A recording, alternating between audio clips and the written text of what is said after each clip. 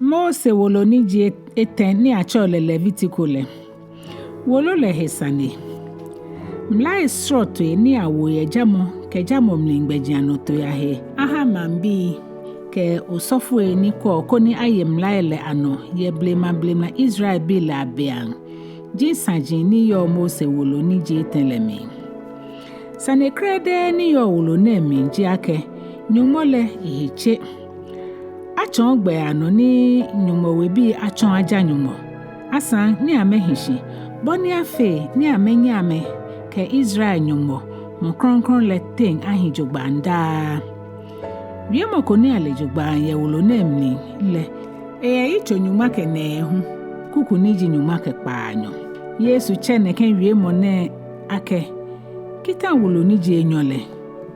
Ninoji somo na njogbomo. Tamo usumo bodi enchohe.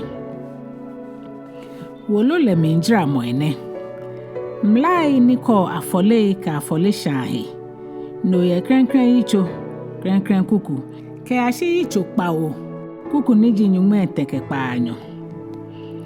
No se Aaron ke bihin la sofo wo. No ye Yitso Kpaanyɔ. Klɛŋklɛŋ kuku. Ke ata Yitso Nyɔŋma. Kuku niji Nyɔŋma Enyɔ. Mlai niko hechemo ke hemujihe. No ye Yitso Nyɔŋma ke Ekome. Klɛŋklɛŋ kuku. Ke ata Yitso Nyɔŋma ke Enumɔ. Kuku niji Nyɔŋma Etɛ ke Etɛ. Batamogbile. No ye Yitso Nyɔŋma ke Ekpaa. Klɛŋklɛŋ kuku. Ke ata kuku niji Nyɔŋma Etɛ ke Ejwɛ. Ninoni muonaji. Mlai niko kronkron fe mo ye jenshihile ke jamohe. No ye Yitso Nyɔŋma ke Kpawo. Klɛŋklɛŋ kuku. Ke ata Yitso Nyɔŋma Enyɔ ke Kpawo. Kuku niji Nyɔŋma Etɛ ke Ejwɛ no. Agbene. Yaha wobo Nyɔŋmɔ wie motue. Klɛŋklɛŋ Yitso. Afole ni ashan le mu. Yehowa jekpe bu lemni eche Mose ne ke lake. Ke mo Israel bi lake. Ke jinyete moko mimba eke kolo abashan fole ahami Yehowa le. Eke echina ile lo etoela ten eko abashan fole le. Ke di china eke ba fole shan le. Ehie china nu nikpako behe ebaha. Eke kolo la abakpe bu le shinale na koni Yehowa ahe afole le. Eke ni ame afole shan kolo le ite. Ni abango kolo le ake shan fole ni ake patan ehe shaila hale. Ene sele egbechina nu le Yehowa hie. Ni Aaron bihi osofo eleke kolo le lale aba. Ni ameke ba shan fole shala tele. Ni makpe bu le shinale na kojin Ejwɛ le he le kekpe. Mole akpako lo le he wolo le koni esa lo le. Aaron bihin le ato lai ameshwe afole shan la tele no. Ni ameshere la le. No sele ametolo ni asale. Yitso le ke minfole. Ameshwe la le no ya afole shan la tele no. Nun le ke nu afọ kolo le mini le ke na jin lahi. Ni osofo le ashan kolo mun le fen ya afole shan la tele no. Shan afole ni ake la shan kolo le fen ni. Afole ni Nyɔŋma wo Yehowa. Shi keji to gwanten lo aboti amole ke ba eba shan afole le. Ehie gwanten nu lo abotia nu nikpako be ehikeba. Egbe kolo le ya afole shan la tele maseye eko igbe Yehowa hie. Aaron bihi osofo eleke kolo ele lale aba. Ni amekeba shan afole shan la tele hi koji Ejwɛ le hi kekpe. Mola asa lo le. Ni osofo ni onu chumo na kembele atokolo ni asa le. Yitso le ke mfole pepepe ehwe la ele no. Ya afole shan la tele no. Shimole ke nu afọ kolo le mini le ke na jin lahi. No sele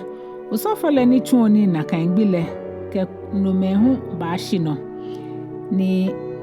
eshan kolo mun le fen ya afole shan la tele no. Shan afole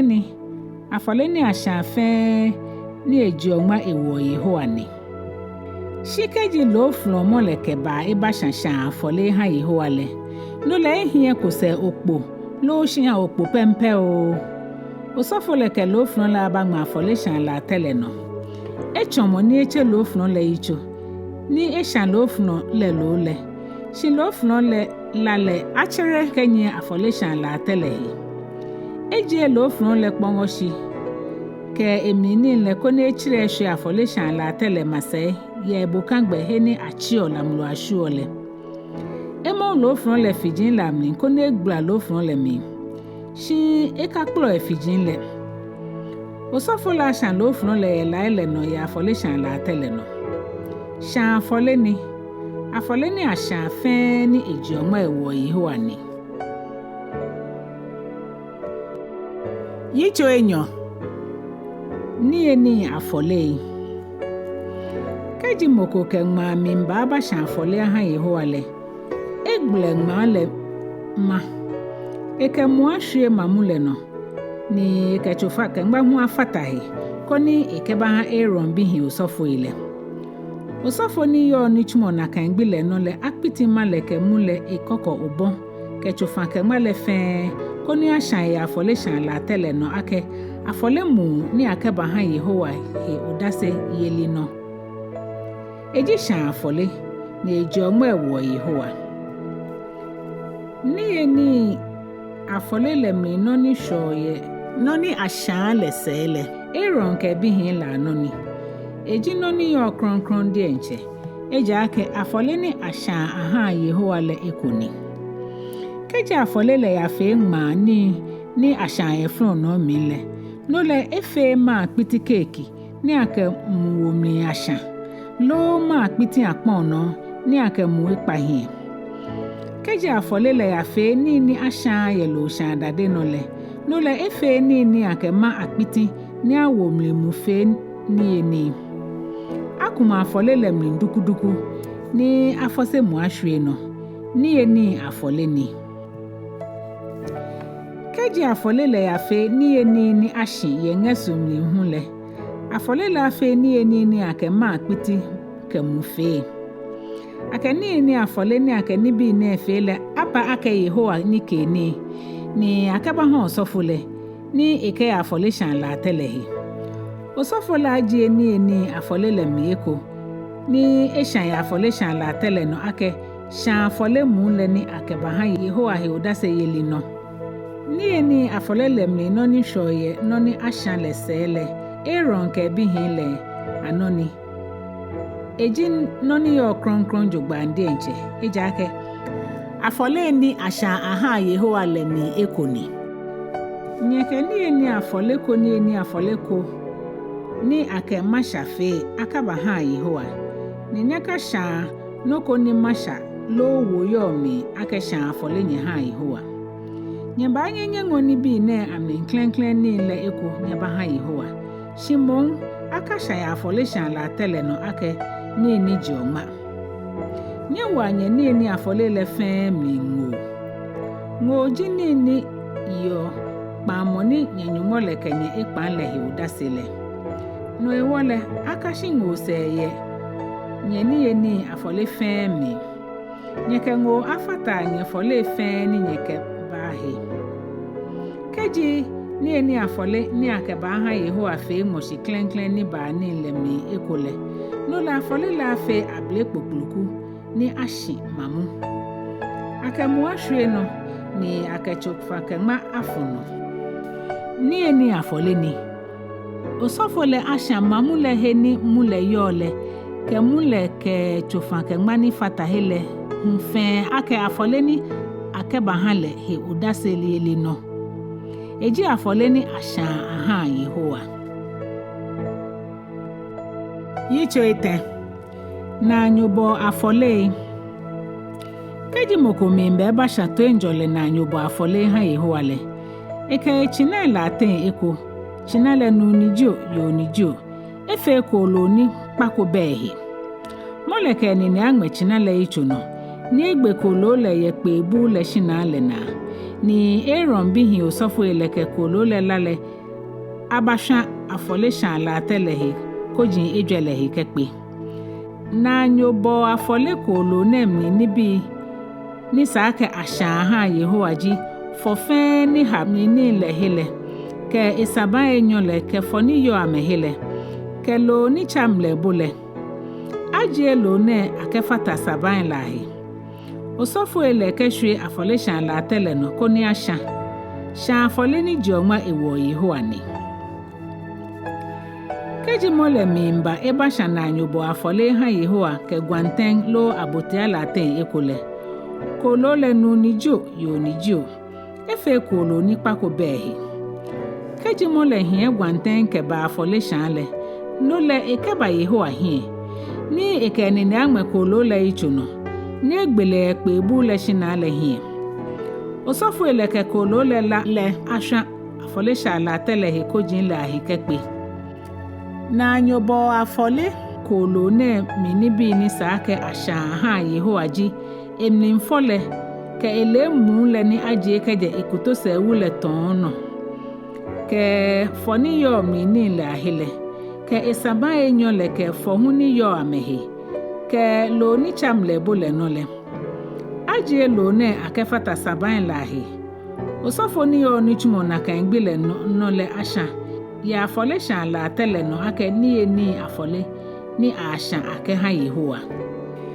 keje mo le ke abotia ba afole shan le no le ke ba ha ye Yehowa hie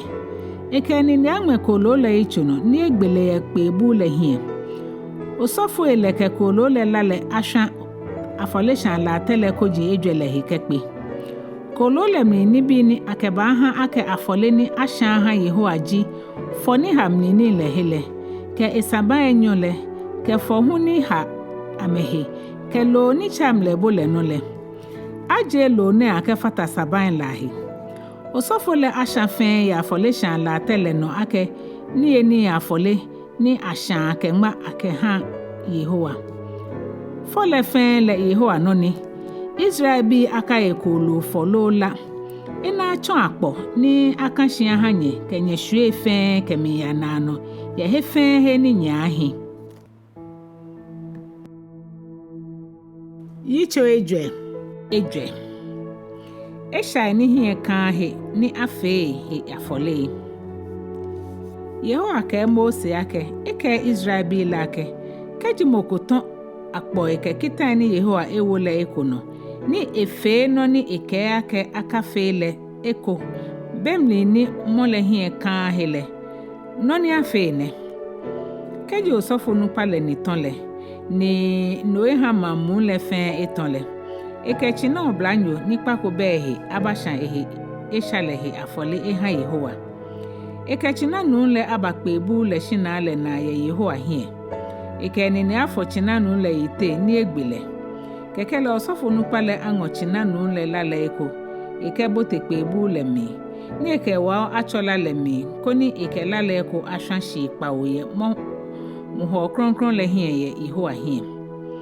osofo nu pale ke lala eko adiki chufa ke ngma shan la teni yo Yehowa hie ye kpe bu le mi le kojin le ahi ene sele echichi na nunle la ni ehwele fen ehwe afole shan la te ni yo kpe bu le shina le na le shishi osofo nu pala aje fo fen ni yo esha afole china nunle mi niji foni ha mi ni le hele eji saban Enyɔ le ke fo hu ni ha mehele ke lo ni cha mlebo le hele ekefata saban lahi tamo ajio ni bi ne ye to Enjɔ la afole shan china nunle lo le hele koni esha fen ye shan afole shan la tele no shi china nunle hewolo le ke elo le fen Yitso le ke najin le ke mnenin le ke wamo le noji osofo nupale awo china numu le fen ke jekpo ke aheko ni che yeshito helese heni achio lamlo ashio le heko koni ashan la ino ejen heni achio lamlo ashio le jen ashan afole neye keji Israel asafo mu le fen ni ton Yehowa ketan le kono ni amefe no ni eke ake akafe le ko bemli ni amehie kahe ni asan amekɔ tomo ni ameton le sehu ni no hewole man le eyison le keji anale esha tomo ni aton le mamu le kechina oblanyo asha esha afole akechina oblanyo ne abakpe bu le hie man onupa ileke ameniji Ahwoi china le iten ye Yehowa hie ni agbe china le ye Yehowa hie osofo nupa le ango china nu le lale ko kebotekpe bu le mi ni ekewa achola le mi ni ekelale ko ashashi Kpawo ye muho kronkron le hie ye Yehowa hie ekelale ko adiki chufa kema afole shan la te ni yo Yehowa hie ye kpe bu le mi le ko jin lahi ene sele echi china nu le la ni ehwe le fe ehwe shan afole shan la te ni yo kpe bu le shina le na le shishi china nu le fole eji efe ni eshan afole shan la tele no boni efe eshan afole china nu le lo le na kan pepepe efe china nu Nɛɛhu lo le oni ekpata ha man le koni akame tomo la afame ewo china mu le lo le kejekpo ke ashito helese ni eshan tamoboni eshan le osofo nupa le he esha china afole lo le man le he esha afole ni kaji no yeloko ton Yehowa no eja ake efe ni bi fe ni Yehowa Enumɔ le ewo he kita ake akafe le ko bebli ni ehie kan he ni no he wole eyison le keji aha ele tomo ni eton le non le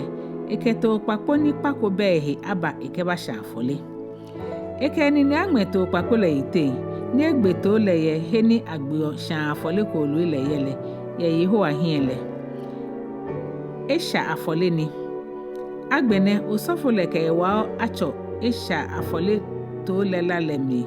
ni ekela la diki sha afole sha la tele ko jin lahi ene sele echila ni shele fe ehwe sha afole sha la tele shishi esha to papo le mi fole fe ya afole sha la tele no tamoboni esha na anyobo afole akolo la mi fole koni kecho nekengbe nole osofo le akpata hale ye itomo le hiwo ni akeba afale keji mambi le keke atemu kuton Yehowa no eja ake efe ni bi fe ni Yehowa ewo he kita ake akafe le ko bemni ni ehie kan he ni no he wole eyison le keji aha ele tomo ni eton le non le eke abote ayo ni pako be he aba na ekeba shan afole ye esha ni efe le hiwo ekeni ni agme esha afole to le ite ni egbe to le ye he ni agbo shan afole ko lu le yele osofo le ke wa acho to le la le mi ni ekelale adiki shan afole shan la tele ko jin lahi ene sele echila ni ehwele fe ehwe afole shan la tele shishi eje to le mi fole fe tamo aji oshida afole akolu ya mi fole ni esha fole afole shan la tele no koni eje ngba ewo Yehowa koni osofo le akpata ihale ni ake tomo le ba fale keji moko ke gwanten mi ba basha esha afole le eke gwanten yo ni pako be he aba eke enini agme esha afole ko lo le yicho no ni egbele koni akesha esha afole ye heni agbe osha afole ko lo le yele osofo le ke wa acho esha afole ko lo le la le mi ni ekelale adiki sha afole sha la tele ko jin lahi ene sele echilale ni ehwele fe ehwe afole sha la tele shishi eje to le mi fole fe tamo ajo na anyubo afole gwanten le mi fole koni eshanoke ni eni afole sha la tele no eha Yehowa ni osofo le ba akpata hale ni ake ehe sha le ba afale Yitso Enumɔ sanjiamle ni esha afole he hiaye keji ache moko dase ye Sane ko he ni emu ena ni ewie chebile ena alo elesane le he nokole nole efe esha na eyeson keji moko tanoko ni heche he ngamli nkolo ni heche kogbonyo ni jo shi akolo ni heche kogbonyo ni jo kolo ni wamo ni heche gbonyo ni jo ke ehie kan he ni ta itetele aka ni ebule hehe wole eye son alo keji eta noko ni heche ye no fe no keke ni heche ni bule ogbomohe ni ele shike face ni ibalile eye son keji moko ya kwa jogba ni ikankita ke efe efon lo ipapa ko tamo boni me kan kita ni amedwen hele ke face ni ibalile no fe no ni ji le eyo son yemi keji moko yeson ye ni ne ekohele no le ejaji esha ni efele ni eke eson afole abaha Yehowa ye esha ni efele hewo eke gwanten lo to abote ayo aba kono osofole akpata hale ye esha ni efele hewo shi keji enye to ehele no le eke kose okpo Enyɔ lo okpo bi Enyɔ abaha Yehowa ake son afole ye esha ni efele hewo okpo kome ake esha afole ke Ekome hu ake shan afole eke afole Enyɔ le aba osofole ngo eke no ni ji esha afole le aba chuchu echomo lo fron le Yitso ye ekueno shin ekache keje no echo esha afole le la le eko esha afole shan la telehi lani ba hwele echi ehwe afole shan la tele shishi afole ni akejio esha ke ya jino lo fron ni je Enyɔ le eke fe shan afole ye gbenani atolena koni osofole akpata hale ye esha ni efele hewo koni akefale shi keji enye kose okpo Enyɔ lo okpo bi Enyɔ hale no le eke makilo kome aba ake esha afole ye esha ni efele hewo eke muaka womi ni eke ohehu akafono eja ake esha afole ni eke bo osofole ngo osofole ati ekoko ubon eke fe afole le mi eko ni akeka Yehowa ye afole mu le fenhe koni esha ya afole shan late ni asha ma afole ye no la ha Yehowa le no esha afole ni osofole afe ne ken koni ike pata eha moni efe esha le ni ake esha ni efe ye na eme kwa agbefan le afale afole le no ni ehwele osofole no ni tamoboni eyo ye ma afole gbefan le afole na ketuo mlae kronkron ila najian Yehowa ke Mose wie ni ke lake keji onia kronkron ni achun ha Yehowa le moko ha egbefan no ni no ha eyeson ni elele no le eson afole ni ekeba ha Yehowa ne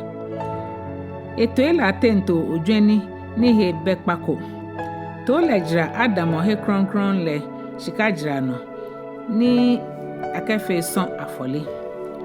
moni efe shaye onia kronkron ko gbefan le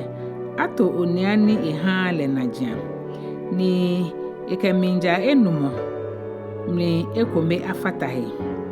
eke ha osofole keto dweni le akpata ake son afole ahale koni ake esha ni efe la afale keji moko fe esha ni efe ni Yehowa ewo yekita ake akafe leko chebele ehie kan hemone shi eyeson ni agba etwe emoto odwani ni kpako behe ye to ila ten abuna ni ejra fe son afolejra koni akeba hon osofole akpata ha le ye esha ni efe ni elele hewo ni akeba afale son afole ejene eja ake eye son ye Yehowa hie Ekpaa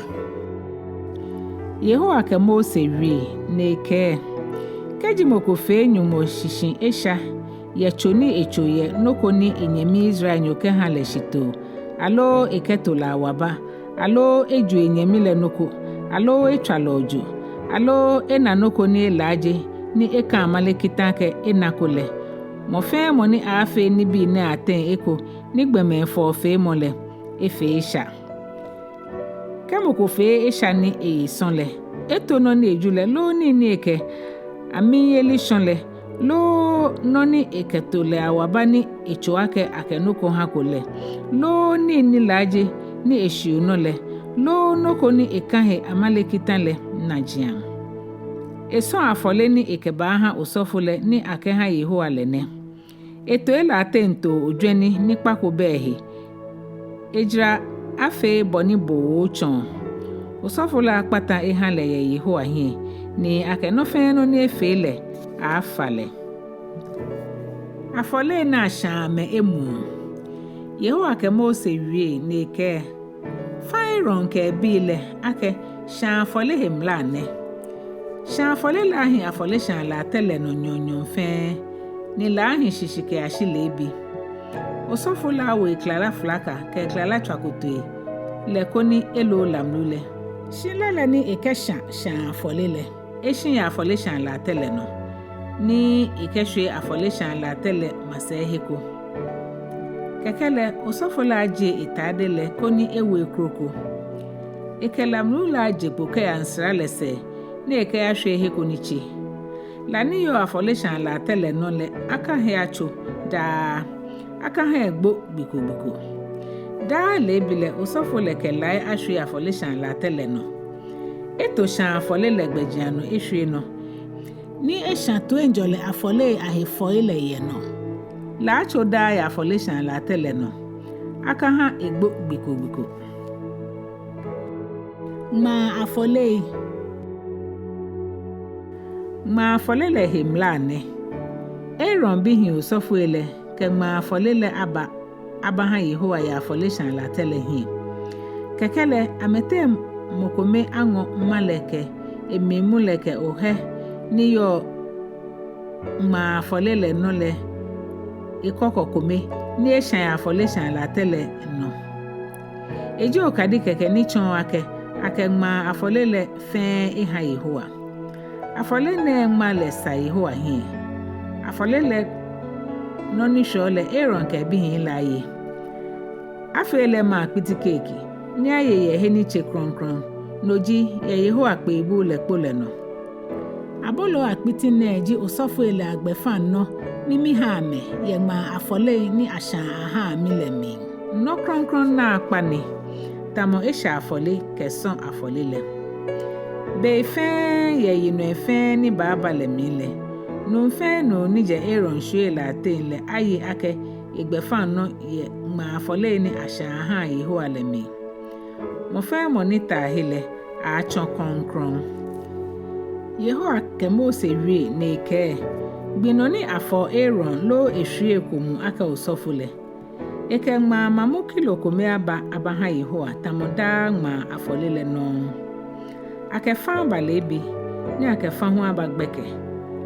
Ake mu ashi ye ngesumni. Ke bele akumo mindukuduku ni ake ba ake ma afole ni egmasa Yehowa hi. Aaron bihi la temoni afole mu ni baye ise aka osofu nupale. Afe ene aha Yehowa ake akpo ni kashi kemi ya nano. Asha afole mu le fe. Ma afole ni osofu le shanle aka yeko. Asha mu le fe. Esha afole. Yehowa fa Mose koni eke Aaron ke bile boni asha esha afole la ha. Heni agbe okolo ni akeshan afole le yele. Je no agbe kolo ni akeshan eshan afole le ye aha Yehowa.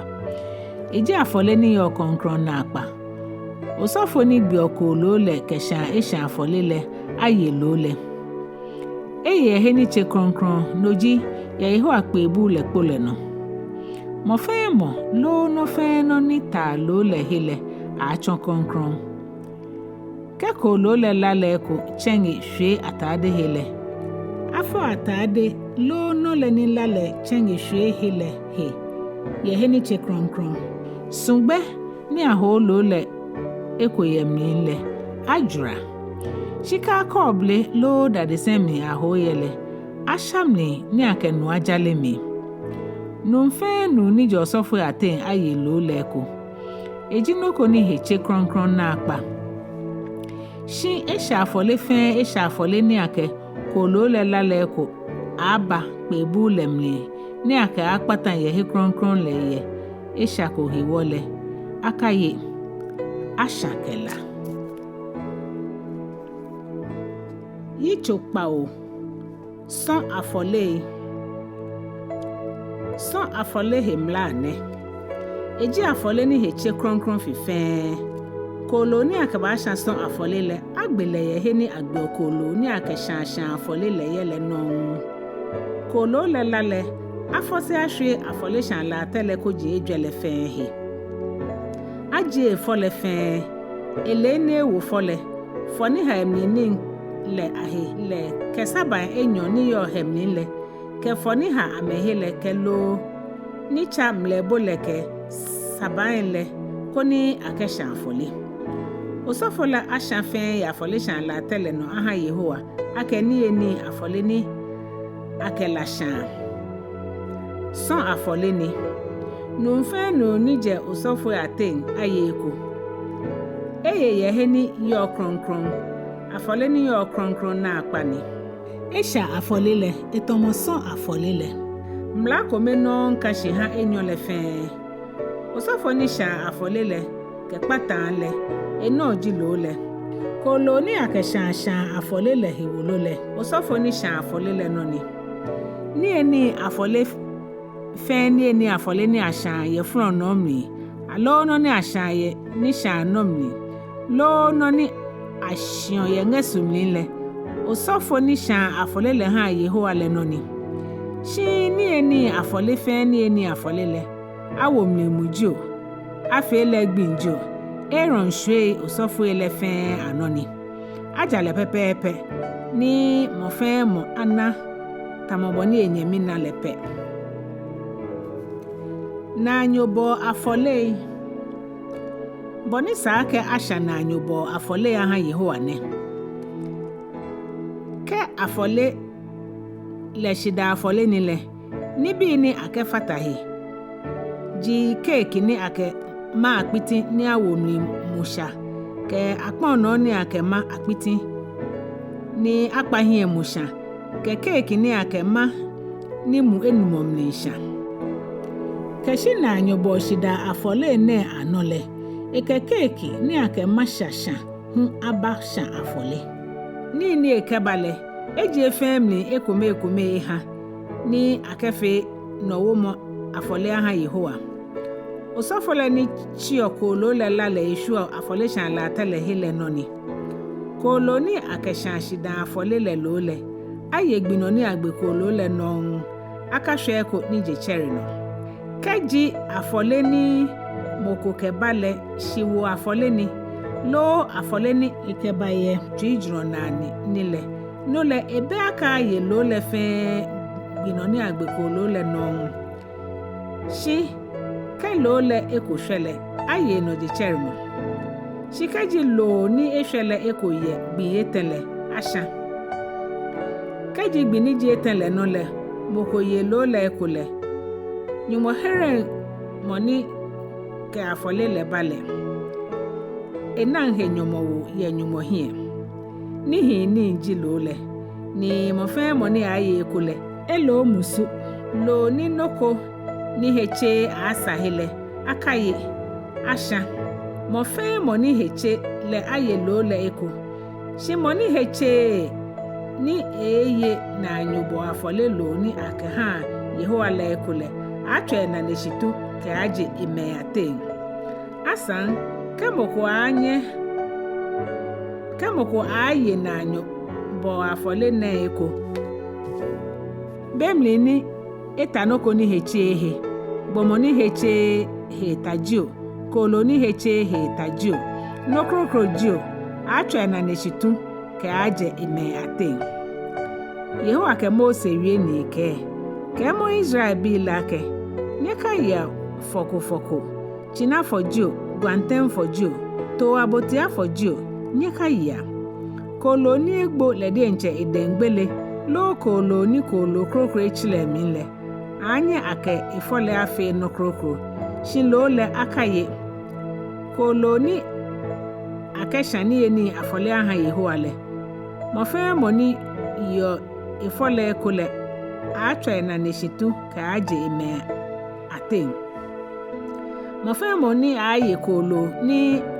akeshani eni afole aha Yehowa le ekole atwe na neshitu ka ajem eme ate efe he ni nye yole nye ka ya lako lo fron la ju ko lo na je Ejwɛ cheju mo fe mo ni akumla na enole atwe na neshitu ka aje eme ate Yehowa ka Mose koni ka Israel bi lake kamo koke na nyubo afole memba eba ha Yehowa le aje afole lemni no ni ji Yehowa no krede la hale ehie yele de nche idenke ba ake ni eni afole ake ko lo le fole ke echichi le fen aba ni akeba ha Yehowa ake nike ni ntridi ko ha Yehowa osofo le asha fole ye afole sha la tele no shi chichi le Aaron ke ebi osofo la no ni ko lo le se egbe na nejun le akaha osofo ni sha na nyubo afole le lale ke fole ha Yehowa le akaha osofo la ke egbe fan no titriko eja ke ko lo le chichi le ke se egbe na nejun le mi heye Israel bi la de mi ha osofo ni ji Aaron ke ehwie le ake amegbe na ni kashi ha ameda eneji afole ni asha aha Yehowa lemni noni ake ha Aaron ke bi le ake amegbe fan no binoni awo ame usofo le na kan gbile Yehowa fa Israel bi le ake ameke ha Aaron ke bi le koni efe amegbe fan no ni kashi ha ameda ye yino efemi eneji mla ni kashi ha sha afole leke ma afole leke esha afole leke so afole leke usofo wo afole leke na nyubo afole le enehe Yehowa wo Mose kita ye binoni ewo Israel bi le kita ake ameke amefole le aba ha Yehowa ye Sane gong ni yo Sane ngale nole Kpaanyɔ awo Aaron ke ebile usofo Yehowa ka Mose ake ngo Aaron ke ebi hin lo fatohi ni ongo atade leke momufo muleke chinanu ni akesha esha afole leke to dwani Enyɔ leke ma akpiti kafule koni oke ame aba kpebu le na ni obu asafo mu le fe na ye kpebu le na Mose fe boni Yehowa fanlele ni eha asafo le bu amehi na ye kpebu le shina le na Mose ke asafo lake no ni Yehowa fa ake mi fele no mi ba fe ne Mose ha Aaron ke bi le bahie ni ekenuju amehi eke flaka le wo Aaron ni ekemnfi no le fi minten eke atade yu le wo Aaron eke ifod le hu wole ni eke ifod le mnfi no le fi ifod le ikpetele eke chichi no ni le tuno ni eke yurim ke tumim le wo chichi no ni le kotokule mi eke icho fi no le fi Aaron icho ni Mose ke shika fete ni jihie na ni nkronkron le ta icho fi no le hena amefe ene mefe tamaboni Yehowa fale agbene Mose wo mu ni akefo momule efo pe bu kronkron leke no fe no ni yo mi le mu ko ni efe fe kronkron ekamule ko sha afole sha la tele no shi Kpawo ekefo afole sha la tele ke ni bi ni kechun ni ye hele ke lalaka leke no ni Emmanuel mu ko ni efe ame kronkron ha Yehowa Mose fose mofo mule ko ehwe Aaron yite ni ekefo le mu ko ni efe le kronkron agbene Mose ha Aaron bi le bahie ewu ame flakai eke ame mlinfi ni le fimo ame mlinte ni eke ame fae le bumo ame tamaboni Yehowa wo le kitale keke ni Mose kechina nu ni akesha esha afole leba Aaron ke bi hin leke amenijin hwe esha afole china nu le yite Mose gbechina nu le eke wa chola leko ni eke pa afole sha la tele ko jinle ahikekpe ko ni ikechuhe Mose chila ni ehwele ehwe afole sha la tele shishi efe ne ikechu afole sha la tele he ni ejo no ha Yehowa Mose ji efole fe ni omni ni la hele kelo ni chochrom le bo le hele ke saban Enyɔ le ke amehe fole ni eshan afole sha la tele no shi chinanu le dienche ke he wolo le ke elo le ke ewamo le Mose ke te shito hele se yasha tamaboni Yehowa wole kitale agbene Mose ke to odwani ni akeshanshan afoliba Aaron ke bihin le ka amenijin hwe to odwani le ite ni Mose gbele echila le hwe afolishan la tele he koji Ejwɛ le fen ke bole esa to odwani le ni ke nu fom ni le ke na jin la he keke ni eshan yicho le ke fole ke to mu le fen ya afolishan la tele no tamaboni Yehowa wole kitale shan afole ne ni afole ni engba le sa Yehowa hie agbene Mose keto odwani ni ji Enyɔ ni agbo ake afole keji awo osofo leba Aaron ke bihin le ke ameniji hwe to odwani le ite ni Mose gbele echola le ko isa Aaron ni nejon toina ke eni nejon gontina ke enane jon gontina Mose ha Aaron bihin le huba echola le ko isa ameni nejon toina ke ameni nejon gontina ke amenane gontina keke ni efosela le ni ehwele ehwe afolishan la tele kojin Ejwɛ le hikekpe Mose ngofo kele le ni ewo fole ke fofe ni hamini ke mlebo la hile ke saban Enyɔ le ke amehe fole ke sen na nejron le keke ni eko abolo Ekome ye ma akpiti kafuni akema Yehowa hien le mi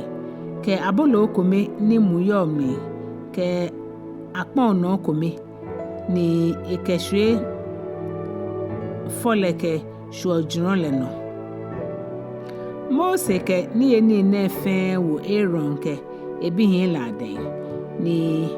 efon ke te ke ba ake afole ni afon ye Yehowa hien keke ni Mose sa eni le ye Aaron ke bihin la den ni shan afole shan la tele no shan afole ni ashan fen emu la no eji osofo wo afole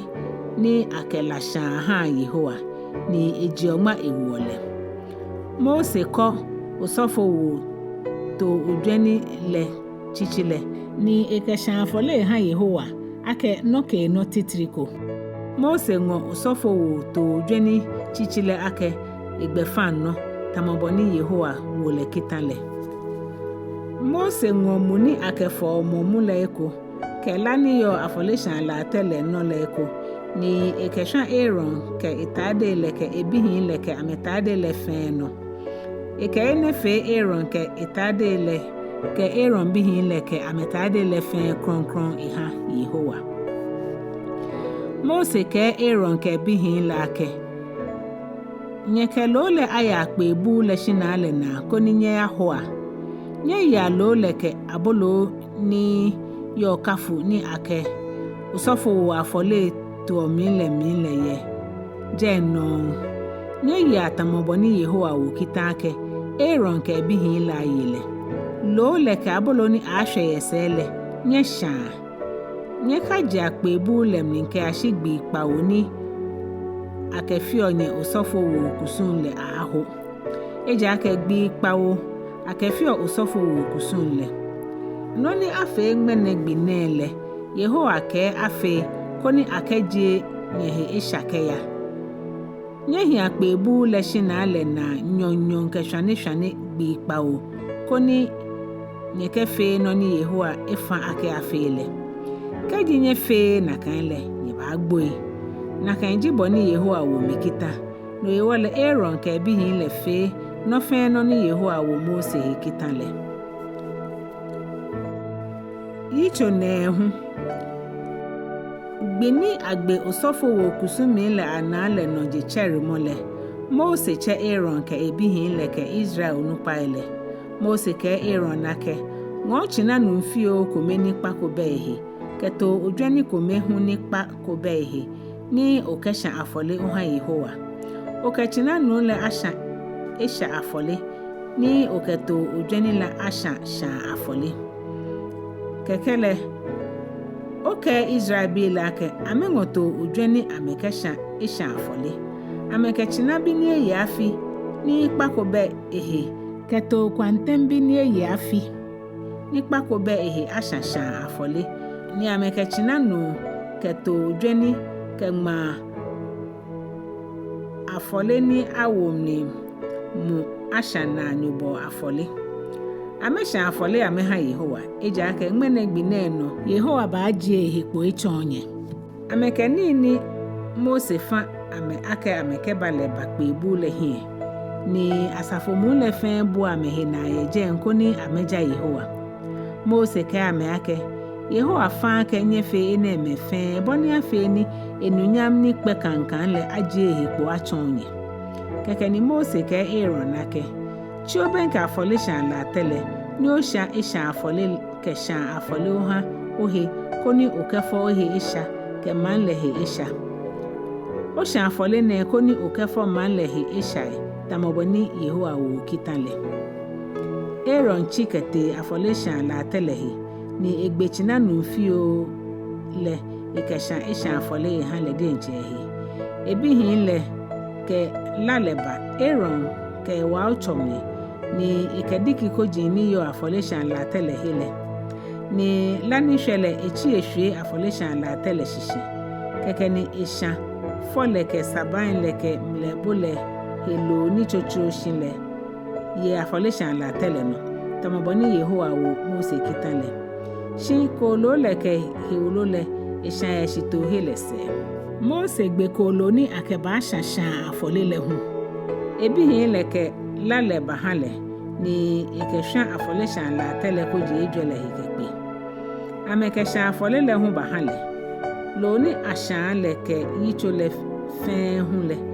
ni ishan ya afole shan la tele no keke ni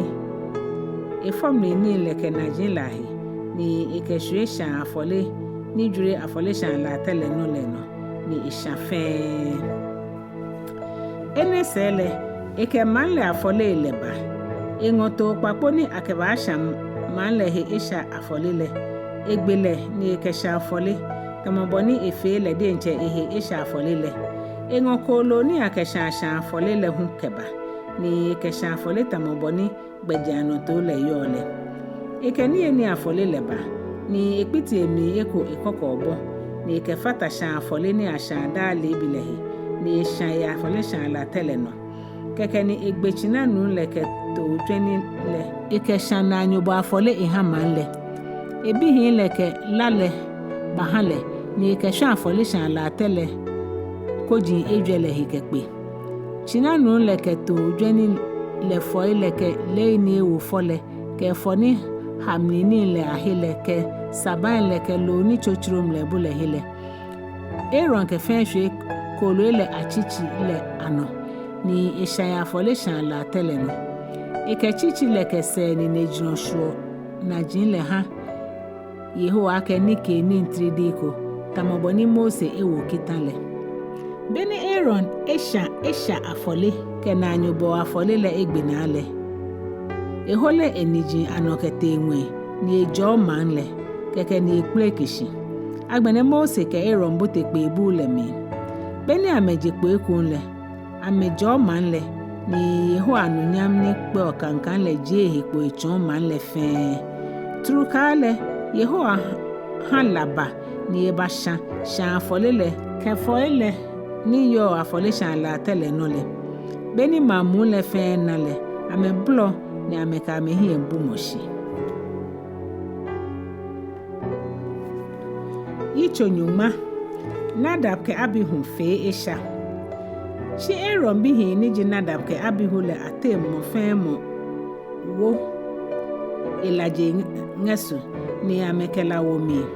ameke chofa ke mahwe no ni amesha ameha Yehowa nshinla ni ameke shan le be kronkron eja ke je no hekita Yehowa wo le Yehowa ha laba ibashame ni amegbo ye hie keke ni Mose ke Aaron ake ene jino ni Yehowa chon beni ike ake me fe ni somo mi le isake abumi ake mo kronkron maje mi nunyan le po machon mamu le fe shi Aaron muena keke ni Mose che Michel ke Elzaphan Aaron chekwe Uzel bile keba ni eke ameake nyeba hole anyenye mime la agbohile keji ahi kronkron le ke ashito hele se ameba ni ameba hole Aaron bihile ke ame flaka ni amewule keje shito hele mi tamoboni Mose kele Mose ke Aaron ke bihi niji Eleazar ke itamake nyeka hanye ite mfi achanchan alo nyegbla nye tade ke chon ake nyemiye nkomo kenye fe na kanle nyeba agboi ni ho amlimba wo mamun le fen la nyaha nyewekume Israel mamun le fen afua shani Yehowa eha la eshanye nyemime le ni amegboi ne nyeka ja pe bu le shina le na hu ni nyebagboi eja ake Yehowa mufo mule efonyemu amefe boni Mose ke amele mla ni awu usofwe Yehowa ke Aaron ake bo ke obi hinle nyeka no awe lo daniwa ko bemni nye ya pe bu le mle kenye nu danle nyebagboi o hwe fen ayi akpone no Isake nye le sroto nika noni heche kronkron ke noni buli omoten ni Isake nye le sroto ni yo noni heche ke noni heche ten nye chwa Israel bile akpo ife ni Yehowa chon Mose no ike amewie he le Mose ke Aaron ke ebihi ni ehwe ni je Eleazar ke itamale ake ni eni afole ni shoye afole ni asha Yehowa lesele nyeka sha ma akpiti abolo ni nye ya afole sha la telehi ejake afole ne no kronkron ni fefeni nye ya heko ni yo kronkron ejake boko bihile nye gbena ni nji ni ni afole ne ni shoye sha afole ni asha Yehowa le asele ejake eneji Yehowa kita ni ewumi chichile ke shuole ni ake Yehowa ake ke nole nye yaye heko niche bo ke obihi le fen ejake ake afole ne iha bo ke obihi le ake nye gbenani ye na nyobo afole ni Israel bi le shanle amen ake chichile ke se shuole afata foila hekeba bemle ni ashan foile ake afole Yehowa ake ni afole le chichile ke shuole boka obihi le agbenani ni ake hanye ke me ya na anoni na kan jibo ni Yehowa fa ake afi Mose tauto ojweni ni ake shan isha afole le ahun ke ashi ena ele ake ashan momo Mose mniwo Eleazar ke itama Aaron bihi ni eshelela ni eke me banye ye isha afole le ye heko ni yo kronkron noko ni yo kronkron na akpaji afole le ni Yehowa ke hanye koni nyeke pata ye Yehowa hie koni nyeje man le he ishale ke yale akeni aketo ojweni lela le ba pe bu kronkron le mi hiwole kule Isake nye ya afole le ye je ntamoboni mifale Aaron to he ha Mose ake mambi le shan amehe isha afole ke amesha afole le ngmene nikenle oshran ebashran mine ejimi ye isha afole ngmene kule ehiye Yehowa hie beni Mose nuwie monele inake ija Yitso Nyɔŋma ke Ekome kole ni anya ye Yehowa ke Mose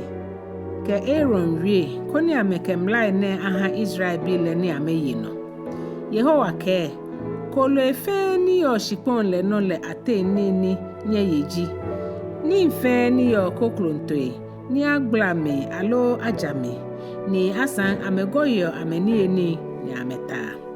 shi nyeka ya yoma ke afutu oko ke Klɛŋklɛŋ ejaka meheche amegoyo ameni ni ametamo shi aglako amekoklonto yami nyeka ya kloto ejaka heche eye koklonto ni aglame mo shi egoyi eni ita nyeka ya kolo ene alo nyeka ta amegbohi ahehu ejake amehiche yanumlin lo atenle nye ya ni mfe ni yo fijinke toto ni yo nshoke fai amlin fe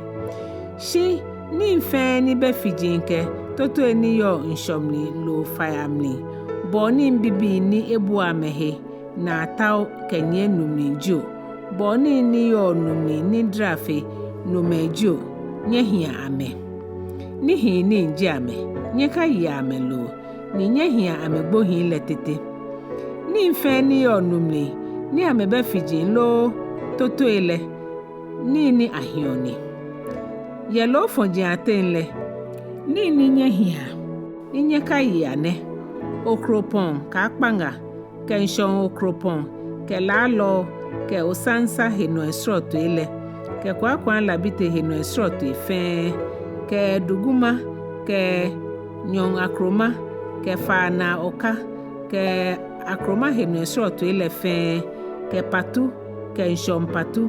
ke patu bibio ke doko ke poku ke gun ke klicho ke heno esroto ele fe ke obleku ke aputu pata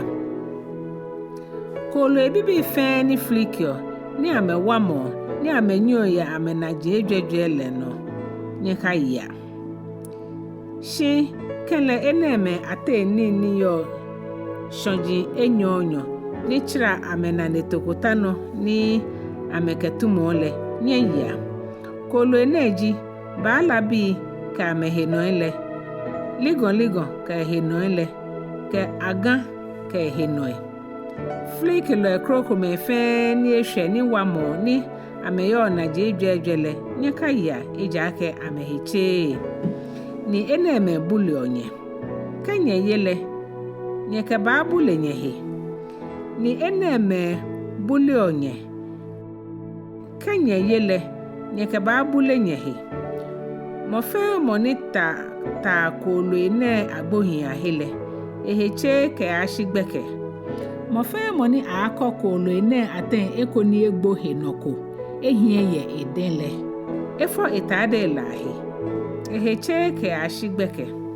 kolo fe kolo ni yo kokruntoe ni agbla komi ni asan egoi ni eye momole eheche mofe moni ata ekohile mole heche kolo efe ni ka ameniji nyo ye kolo enaji Ejwɛ cheme atenle ameheche mofe moni ta ekogbonyo hele eheche ke ashigbeke moni awo kolo ene aten ekogbonyo le efo itade yahi shi eheche ke ashigbeke nyebua kolo ene ake kolo eni aheche kolo eni yishikpon le no tole atenle ni heche ji obishi ke kwakwe ke odaklo ke henoi ke mampan ke odunglo ke chunye ke kodon ke obusmaketo nyebua eneme ake ni heche ye kolo eni eyishikpon le no tole aten mofe moni ta ekoni egbo hele eheche ke ashigbeke nofe no ni kolo ene aten ekoni egbo agbe inole eheche nofe no ni akecho lo mama lo kolo heolofe lo pepe lo nofe no keke ni akechuo ni njio ekofe ekole akewonume shi eheche ke ashigbeke lo seda ni ehe achi nofe no ni akesufe ni kolo ene aten eko agbe mile nofe no ni yo mile heche ajwasuno ni ile yo mile ni eni mfe ni ayo ni achon nu ni je suno nemni ahwoi nole eheche ni nofe no ni anu ni yo neke suno nemile eheche nofe no ni kolo ene aten ekogbonyo agbe nole eheche kefro no lo la teno egbele akumo ijake eheche ni nyeboale ake no ni heche shi kenu hingme lo dudo ni akenuto mi nile no le eheche shi ke ko he asa ko lo gbonyo hele eheche Keji kolo ene ate eko gbonyogbe wuni abadu nole wule hechelolo shike afodu moni le ye numli ni gbonyole gbe nole wule heche ke kolo ene ayole ko gbole mo fe moni ta egbonyole hele eheche ke ashigbeke mo fe moni yo kolo ni egbo le lo le ekole efo itade ahe eheche ke ashigbeke moni wo kolo le gbonyole efo itade ahe eheche ke ashigbeke kolo ebibi fe ni eyishipon le no tole nyeka ya ejake ni ahioni kolo efe ni wamo ya memusuno alo amenyo ye amenaji Ejwɛ no alo ameyo naji pipi kolo ebibi fe ni eyishipon le no tole nyeka ya ejake amebuli omo nyeka ya koni nyeke no bule nyehe ni nyeke wonyehe muji miji Yehowa Nyɔŋmɔ le no ewole nyefi anyehe kronkron nyeto anyehe kronkron ejake mo kronkron jimi no hewole nyeke nibi ni eyishipon le no obonle ekweko akabule anyehe miji Yehowa moniji nyeke je ejishipon le no koni macho Nyɔŋmɔ le no ewole nyefi anyehe kronkron ejake mo kronkron jimi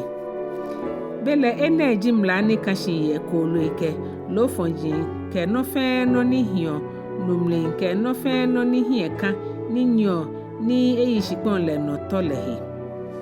awo mlale koni akena soto ni yo kolo eni heche ke ni heche ten ke kolo eni ayo ke ni aye ten Yitso Nyɔŋma ke Enyɔ ye ahechu mo ye before mo se Yehowa ke Mose wie koni ke Israel bi la ke keji yoko na musu ni efobi nule eheche gbi Kpawo tamobo ni eheche ye ya ni femo benile gbini ji Kpaanyɔ le no le afo gbekele ketia yo la ngo gbi Nyɔŋmai etekete ni ekechu ehe ni ekeje ehe la mujile neke benem ni le ekata noko ni yo kronkron he ni eka akpebu kronkron le mi ke ashigbini egbe hechu mo le na ke yo ko fo bi yo le eheche ochi Enyɔ tamobe ni efe ya ni le engogbi Nyɔŋmai Ekpaa ke Ekpaa son ni ekechu ehe ni ekeje ehe la mujile keji gbi ni ekechu ehe le ye binu lo bi yo he wole hole eketo gwantembi ni eye afi abahani akeshashan afole ke shia okpo lo kuse okpo ni akesha isha afole ekeba kpebu le shina le na ekeba ha osofole ke afole le abanyumohie ni ekpata ha yole koni ehe ache yela ni huolele gbefam ene jimla ni kashi ha yo ni fonu lo yole shikeji yole na to gwanten yinile no le ekekose okpo Enyɔ lo shia okpo Enyɔ aba Ekome ashasha afole koni Ekome hu asha isha afole osofola akpata hale ni ehe ache yelani wolele gbefan Yitso Nyɔŋma kete mlai ni ko he wolo no helai ahe Yehowa ke mlai ne ha Mose ke Aaron keji no ko fu ye moko he wolo no lo flako lo gbenko ni fesele eleshi ni echota mokpiti helale akemola ba osofo Aaron lo ebihi osofo elate moko ngo osofo le akwe heni helale yole ke ekwe ni twa ni yo jenle echon eyen ni jen enyom ni mvo fehewolo ni bole heni helale yole bele kpitini ni beni osofole ekwe helachele sele eke ake helachele heche shi keji hewolo no heni akwele ye eyen ni enyokom ni mvo fehewolo ni bole hele ni emni nchwele hu chonko eyen le no lo osofole anga helachele yigbe Kpawo gbini ji Kpawo le osofole akwe ni ke helale ye boni Enyɔ le no ye helo le hie ni ele ko ye hewolo le no le no le osofo le asa enga eyi gbi Kpawo eko keji gbini ji Kpawo le osofo le kwa eko ni ka hela le elaje ni ele ko ye hewolo le no le osofo le angogbon la ke moko ni he che hela le gbeni hela chele afọ itade ahi koni ehi achi shikeji gben le mi le ye hewolo le no beni osofo le ekwele ni eke ake ehi chele sele no le gbomo le ke ehi ayacho osofo le no ni yishi Enyɔ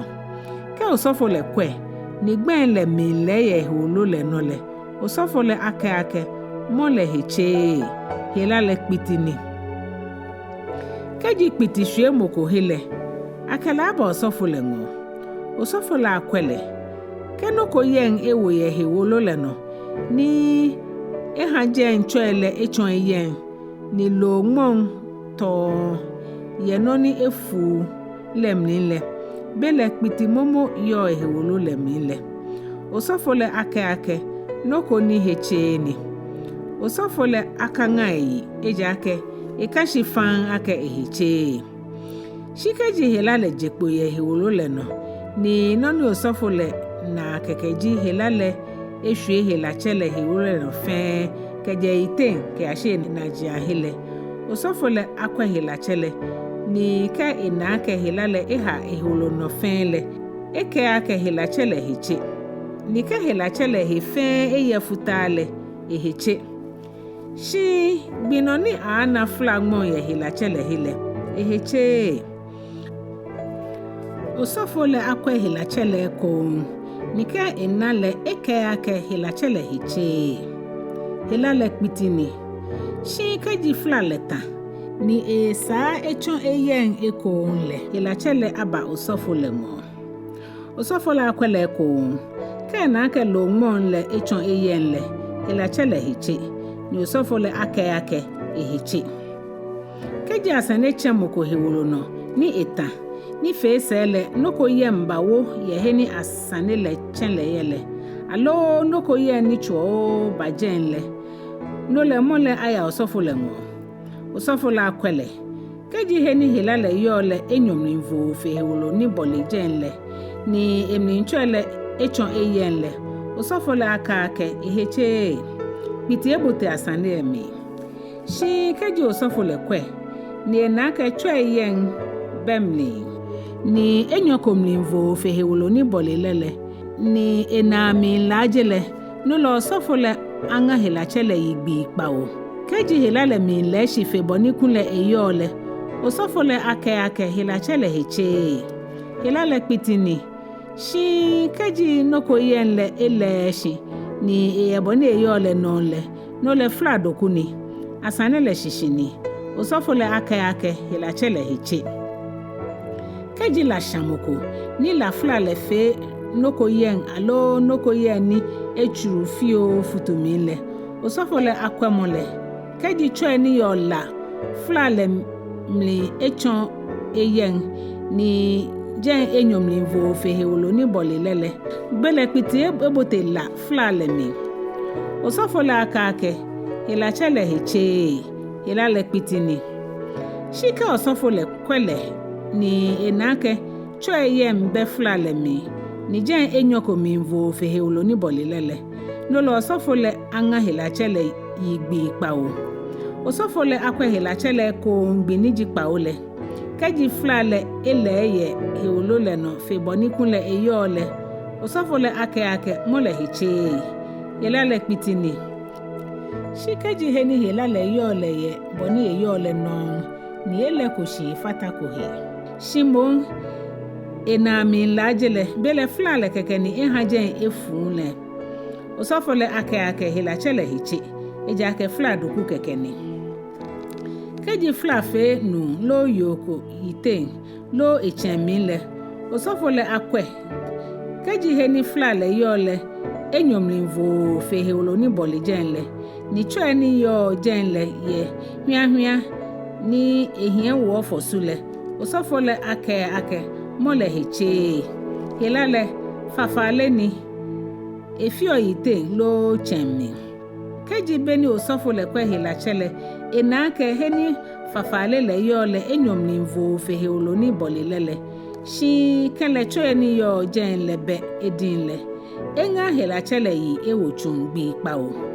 biniji Kpawo le osofo le asa akwe fafale le ekon keji fafale le eleko ni choye ni hie wo fosu ekwenko yemni ni fulale Enyɔ ko hewolo le mnivo fe hewolo ni bolilele ahamole ashe ehitwe fe fehe ni fafale le yo pe eshi osofo le angamole ya ochungbi Ekome Kpawo biniji Kpawo le no le osofo le akwe fafale le ko keji ele koshi ni Enyɔ ko mnivo fe hewolo ni bolilele eke ake mole hichi mole afọ etade ahekoni ehiache shikeji fafale le ele yebeni ake mole hichi le sele osofo le akwe hilachele ko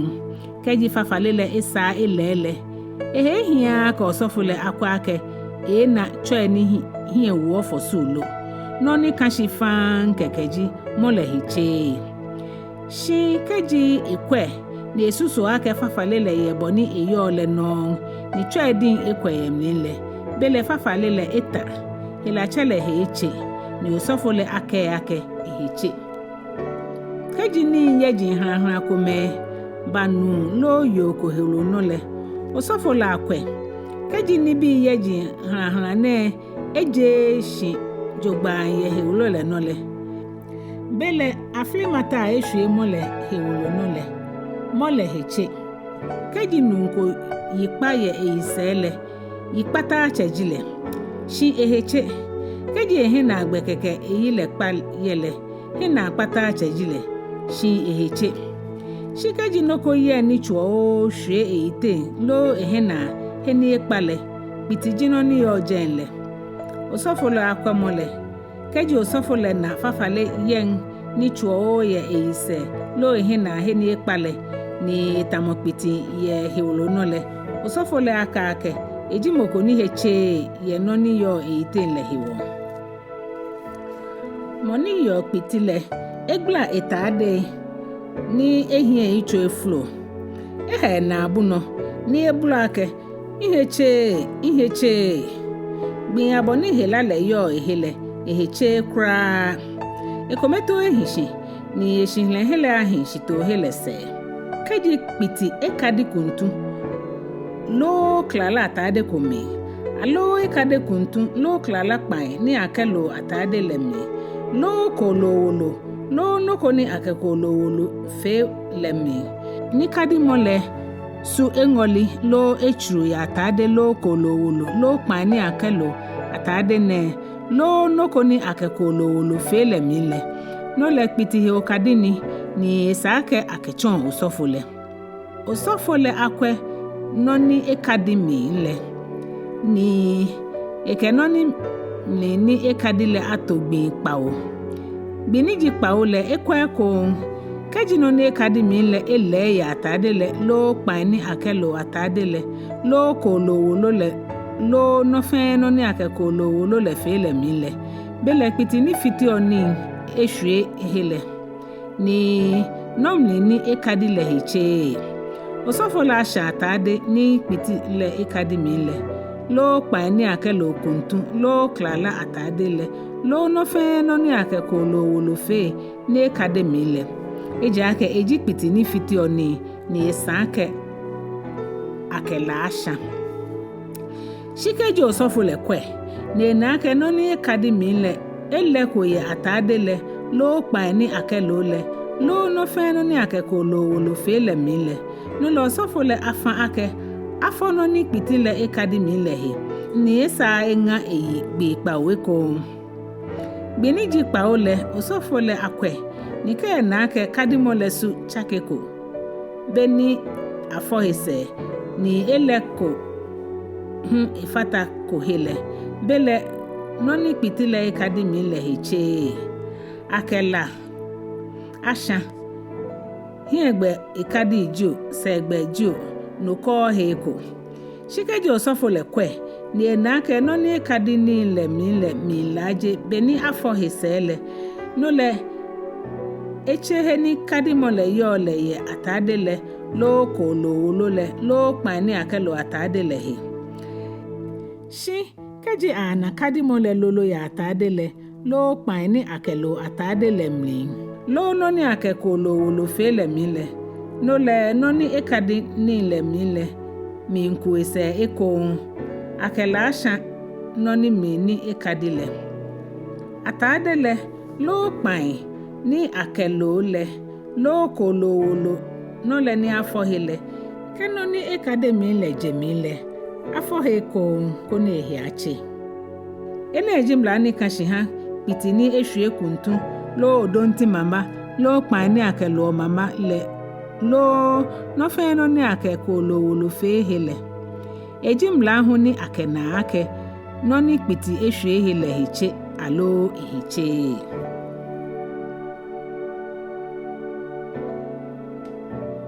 Yitso Nyɔŋma ka Ejwɛ moni ye hewolo no hela hechumo yewo akemo se wie ne kemla ni abachita na hale mla ne kashi ha moni ye kpiti ni eheta hechumo bino ni ake ehechele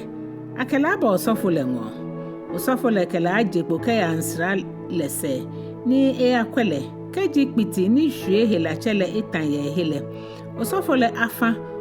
moni abachu hele koni ikelo fonji he kan lo Enyɔ ni heche ke chenedru cho ke Ekpaa churu ke hisopo aba osofole afa ni agbelo fonji la ate Ekome ye kan ni Enumɔ yo mi no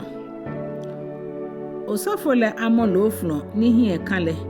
eke chenedru cho le ke Ekpaa churu le ke hisopo le afatahe ni akefe acholofo ni agbele kan ninu yo mi le lalemi echola le esha pitiyelo ni abachu ehele no shi Kpawo koni ikechu ehe egme loflo ni hie kan lehe ni angale no moni achuo ehele afọ itade lahe esha ite ncho efe ni ekenu aju ehe koni ehe achi no sele ebashito hele mi shi yekabote ebu le mi gbi Kpawo biniji Kpawo le esa eshe ite ncho eko ke echen ke himwe ese chwe ke hecho efe efo itade ahe ni ikenu aju ehe kekele ehe baachi biniji Kpaanyɔ le no le moni achuo ehele ke gwantembi Enyɔ ni kpako ba mehe ke gwanten Ekome ni yafi ni kpako behe ke mama kilo ete ni akemu ewomni ke mulita mninja etemni Ekome aba osofo ni chuo bomole hele ango leke ni bi na efe ke ba Yehowa hie yekpe bushi na ale na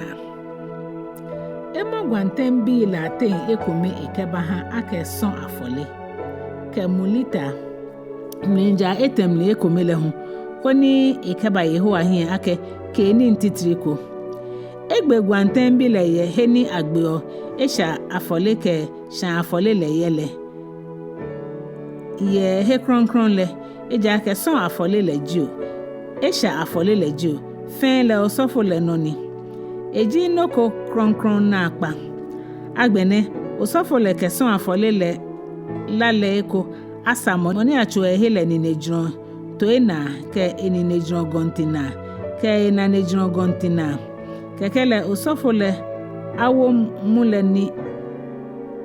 efo eko ewo le die nche eni ne beku kokome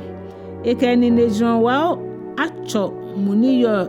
ebeku le mi le eko esha shi Kpawo ye Yehowa hie osofo le ke muni ehwe ye den le eko asa moni acho ehele ni nejron to ena ke eni nejron gontina ke ena nejron gontina heni ake son afole le lale sale muni ehwe ye osofo le den le efo se ehwe moni acho ehele ite koni osofo le akpata ha le ye Yehowa hie kekele osofo le asha esha afole le koni ikeji moni acho ehele hemujile no sele osofo le agbeto ni ake ba shashan afole le no sele osofole ashanshan afole ke ni eni afole shan la tele no koni ekechu molehi kekele ehibachi shika eji ohiafo ni ena enemele no leke gwantembi kome aba akeson afole ke ni ntitri koni akekpata ahale ni ekengma mamu kilo kome ni awomemu hu aba ake ni eni afole ke mulita mninja etemni ekome asan eke kose okpo Enyɔ lo shia okpo bibi Enyɔ aba emni eko fen ko ni enene ashe no akekome afe eshan afole ni akekome hu afe eshan afole ehechu mogbini ji Kpaanyɔ le nole eke ni bi ne aba ha osofo le yekpe bu le shina le na ye Yehowa hie osofo la ngogwantembi le ni akeshan son afole le ke mulita mlinja etemli ekome le ni ikeba Yehowa hie ake ke ni ntridi iko osofo la gbegwantembi ni akeshan son afole le ike tobi le la le eko asa oni achue hele ni nejron toina ke enenejron gontina ke enanejron gontina osofo le afo mule eko awo eninebeku kokomi ike enenejron wa acho muni yo ebeku le eko eshashi Kpawo ye Yehowa hie osofo le ke muni yo eden le eko asa moni achuo ehele nenejron toina ke nanegontina ke nanejron gontina eko fen kole ikesa heni lani akechanson afole le yole muni ehwe yo osofo le den le efose ehwe moni achuo ehele yite koni akekpata ha le Yehowa hie enesele okpo ela ten eko fen ko no ni enine ashe ko so okpo ijo shia okpo ijo osofo le ke ekome afe eshan afole ni eke ekome hu afe eshan afole ifata ni eni afole lehi efe ne ni eke kpata ha moni achuo ehele ye Yehowa hie ene ejimla ni kanshi ha moni yo piti ni enine she ni akeba achu ehele fe nole piti ye shia yamni Yehowa kemla ni abachi tane ha Mose ke Aaron kenya sheke na shikpon le ni midienche mike hanye ni nyeye no le no ni mi ha piti hwe shia kohe ye shikpon le no le na kan shia le chele aya ni aka osofo la ke etamono ni noko tamo piti ehwe eshia lehe osofo le afa ni aje eshia le mi ni nkejekpo dani osofo le abote shia le mi ne akweno ni ehwe hele keji afe na kainle no le shia le mi ni mfe ba chon ni nihe che ke osofo le yakwe ni enake no ni ehwe shia le gbogbo ile ahile foji ngoni ke echujini ni amemimpe ke mimbote gbogbo ile amile no le ejekpo ni enwe agbole mi ke ashigbi Kpawo gbini ji Kpawo le osofo le abaiko keji ekwe le na ke foji le ele ye gbogbo ile ahile no le efa ni aje te ni helale ehwe hele kona cha hwe man lese hekoni che no sele amula shiale mingbe gbogbo ile fen he kepe ni akesun ni amula le ayahwe man lese ye hekoni che akete Ekome ahlo te ni afamule naje ni akesun he ama gbogbo ile ahe keji helale kun ise ehwe gbogbo ile iko ni eje shifan ye he ni afamotele ni amula gbogbo ile ahe ni ama he yele sele osofo la ya ni yakwe keji na ke no ni ehwe shian le hele mi le ye gbogbo ile ahe eko le bele hela ko ni tamokpiti ni fiti oni ye shian le heche akumo shian la ashweshi ete ile ke mplangi ile ke shian le sun le fin ni alo keje man lemni nke Ahwoi hekoni che mofe moni boti oshian lemni bemni ni ala agbo lemni le eheche ke ashigbeke ni mofe moni a washian le afọ etade ahe ni moni aye ni yeshian le afọ etade ahe shikeji osofo le bashian le ni bakwe ni nake noni hwie hele ekunko ise ehwie ko shian le he kedebeni amashian le he ekonele nole eke ake shian le he che ejake noni hwie hele etakra osofo le ke lofonjin Enyɔ ke chenedrucho ke kpanchuru ke hisopo asha esha afole ke dra shian le egbe lofonjin le aten Ekome ye kan ni nuhimbe ni homni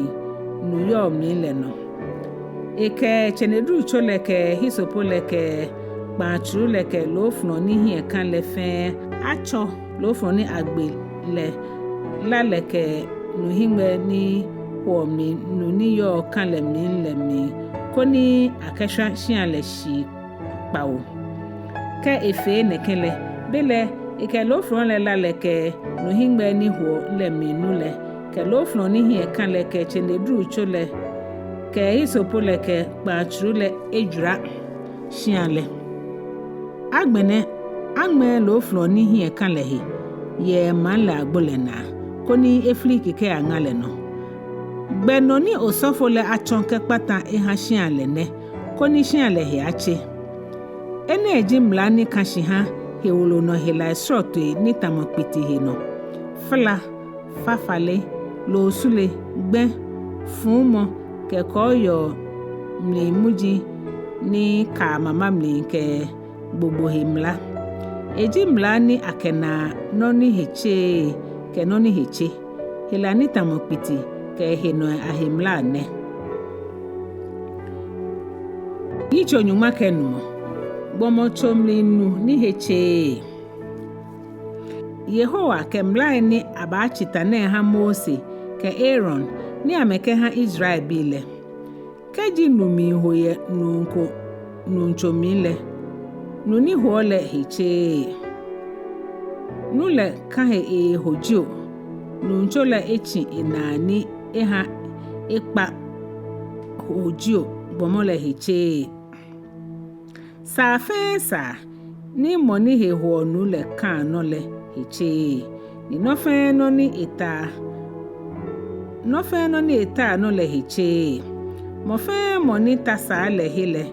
afọ etade ahe ni akenu agwehe eheche ke ashigbeke monita moni he wonu le sen le no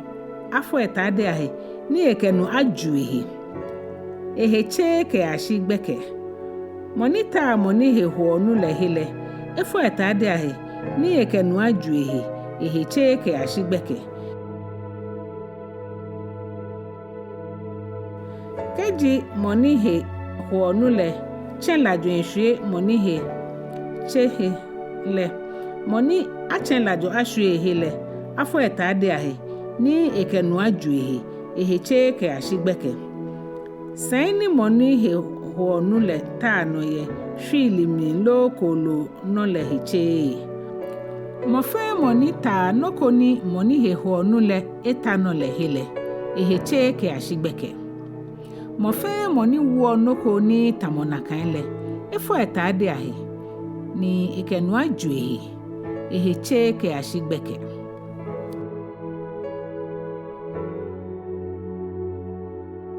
mofe moni he hono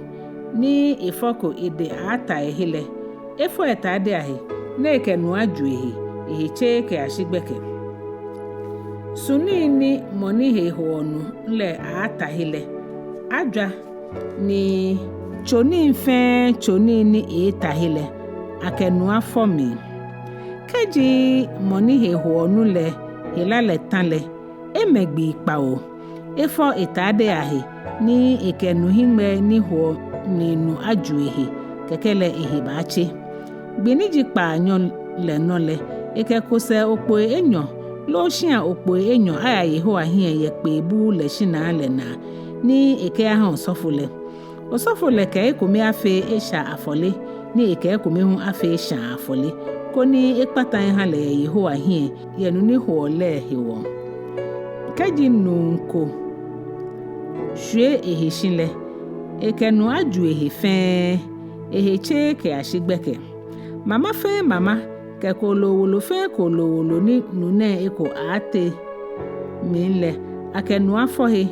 ni eheche ke ashigbeke kaji nunko ke yoko wo ni nule henu je emlinle ameyi Enyɔ le fe amekenu aju ameheche ke ashigbeke kaji yoko fe yani ni ehemi holale eheche gbi Kpawo mo fe monita ehele heche ke ashigbeke no fe no ni yole ekano gbi aboni etetun asele heche ni no fe no ni etano hu heche mo fe monita yo ni etetun asele sahile afọ etade ahe ni ekenu ajuehe eheche ke ashigbeke mo fe monita no fe no ni yole etano lehele afọ etade ahe ni ekenu ajuehe eheche ke ashigbeke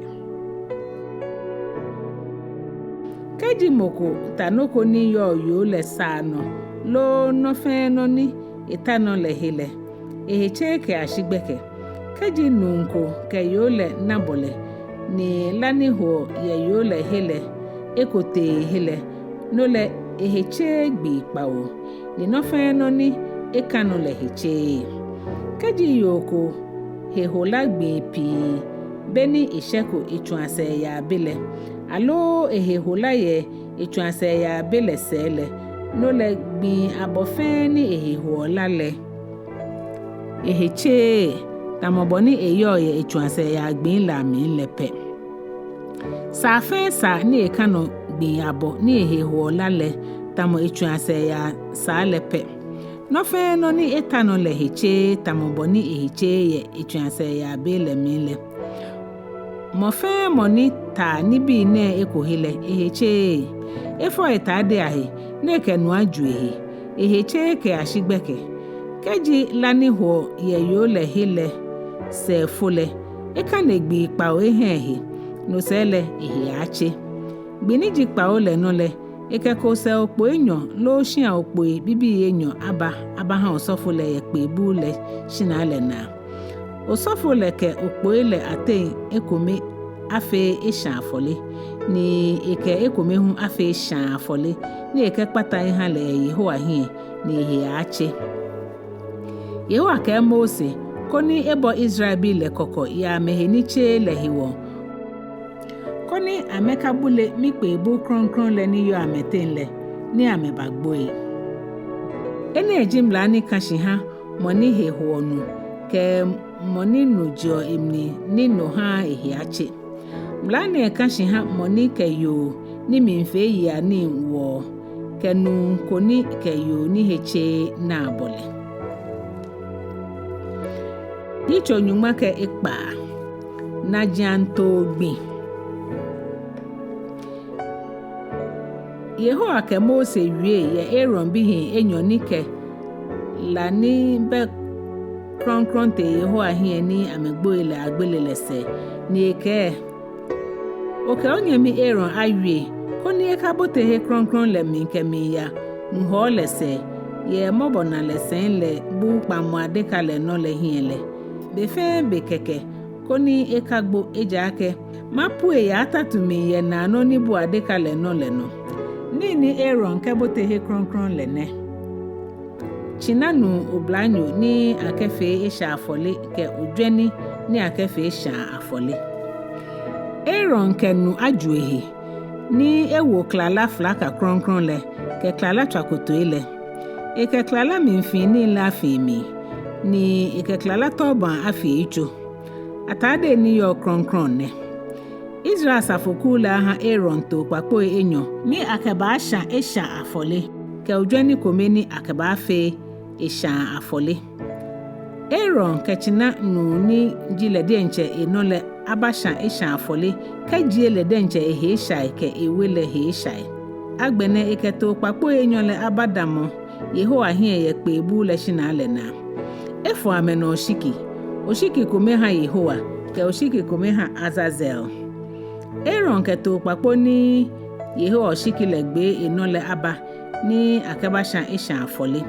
Shito kpakpo ni Azazel oshiki le gbe eno le Ikele abadamo Yehowa hie ni kolo le hie ka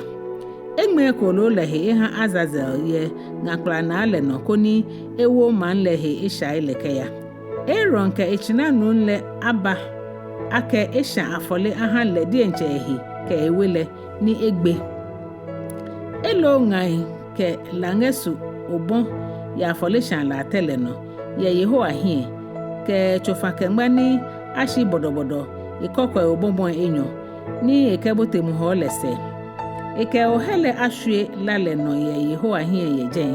ni ohele he la sukumo le baha mobona lesenle ni bukpa mu adeka le no lehi koni Aaron akana na egbu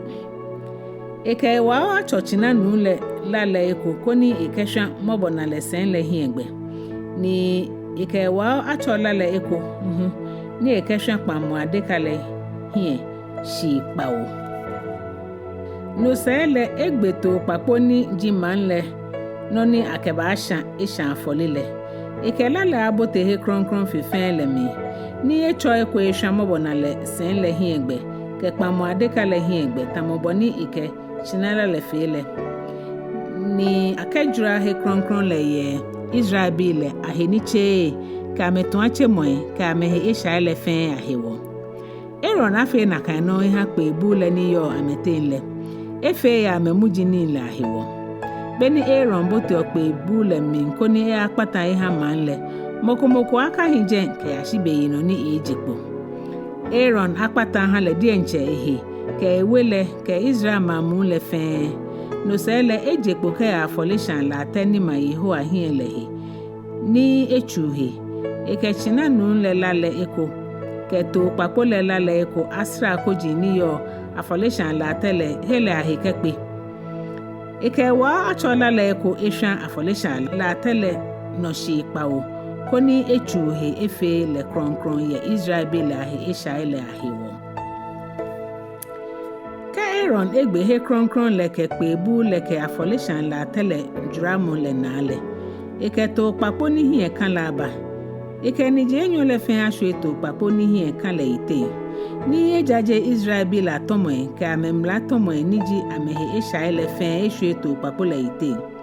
Etu le wonu ko ni me ejen le den ko ni agmehe ni e angale no To papo le ba tre ametomo ele fe ke ngano he ko plana ni mokomoko be ni je nu le agmehe Agbene Aaron abote pe bu le mi ko Eje klala ta de ni ewo be ni ebote he kronkron lenle ni eshi ejen Ejwɛ he kenu ye he kronkron le ni ekro le de nche ta de le Ejekpo ni ashan le de nche shan afole le ke man le shan afole kolo le koni ikekpata ha le de nche he ke man le hu Esha foni yo esha afole le hele ye afole shan la tele no Agbene monike to papo le te agmehe ha Azazele afọ eta de ahe ni akenu Ahwoi dani ebansra le mi akechina nu leke to papo le ni akesha isha afole le ni ake la le te he kronkron le mi ni ake akpata le aje nsra le mi ni ake la asha melo ka me he woji ka me wa mo le fe moni asha le afọ eta de ahe ni ikenu Ahwoi lo se fe dani ebashito helemi patamo gbi wulu le ene afe akpo ahanye kemi ya na ano nyo niji Kpawo le no gbi niji Nyɔŋma le no le nye gbe anye he homo nye ka chu ani chumoko nye man le mimbi jo gboni ebato nye jo eja ake na kan gbi le aba akpata ahanye koni akechu nye he ni ake hanye hi ache Yehowa hie hejo mo gbi wulu ni hanye nye gbe anye he homo akpo ni yo kemi ya na ano ne kusu ni aba fe ke patanle Moni afolemu ni Wolo sofo koni eye ichesele ewo klala atade niji atade ni yo kronkron le ni efe Ejwɛ he kronkron fefen le ke Kpawo le ke afolishan la tele ni Ekpaa ihe osofo ele ke mamu le fen ena acho akpo ni kanshi hanye ke mi ya na no koni akekpata aha Israel bi le da afishi Ekome ya me esha ele fen hewo Mose fe boni Yehowa wo le kitanle Yitso Nyɔŋma ke Kpawo kronkron no kojila Yehowa fa Mose koni ke mla ni abachitane aha Aaron ke bihile ke Israel bi le fen Israel nyo fen Israel nyo nigbe ochina lo gwanten lo abotia ye shito helemi lo shito helese ni ke ba Kpawo kronkron le shina le na koni akesha fole aha Yehowa Kpawo kronkron le hiele eyela yison la efose ehwehile ni abun la shin Yehowa bi anodon mlane oti jiake kolo ni Israel bi le gboye ngale nole agbene amekeba ha osofo le Yehowa Kpawo kronkron le shina le na koni amegbe amekesha na anyobo afole ameha Yehowa osofo la chi la le ehwe afolishan la telehi ye Kpawo le shina le shi ni esha fole koni ejengba ni Yehowa sumole Israel bi le akafe ameheme ni Yehowa nokwa ni amesha afole ameha woji ni amenyu amese ena acho akpo ni yo kashi ha ame ke yinu efe ni baba ya amese ke mi ya na ano Israel nyo fe Israel nyo lo gboni bato Israel bi le ni shan afole lo afole krokro ha Yehowa ye he krokro ni ke ba Kpawo le shina le na le abun la shin Nyɔŋma bi la no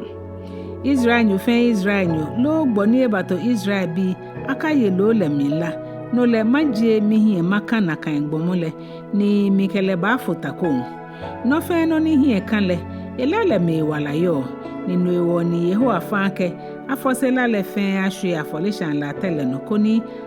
akeje man le he eshaile ejake laniji wala le akejo eshaye gbomohe no ewo ni Yehowa ke Israel bi la ke amejo gboni bato amejo ameka yelo ni la yo mile Israel nyo fe Israel nyo ke mo fe mo ne bato boy Israel keji e agbobi na egbe ko lo fno na yole efose la le hweshi ni ekesun achi no ejake bo ni mfe ni hie kanle amelale me amewala yo ni no ni mike Israel bi lake ameka yelo ko ni lale bo no fe bo no le ilam ni wala yo mo fe mo ni yo lale abun la shin nyumo we bi ya no mo fe mo ni yo kolo ni egbole de nje de ngbele alo kolo ni kolo awe loko chire emile Israel nyo jilejo gboni bato Israel shikpon le no jilejo efo etade ahe ne kenu ajuehe iba ahi shike ashigbeke dani ehe baache keji efo etade ahe ni eju ehele no le eson akan le de nche ino Yitso Nyɔŋma ke Kpaanyɔ nunke yo bole ni ahio Yehowa ke Mose wie ni ke miji Yehowa nyomole nyaka ba nye jentamo boni abaje ye Egypt shikpon le no heni nye chuchule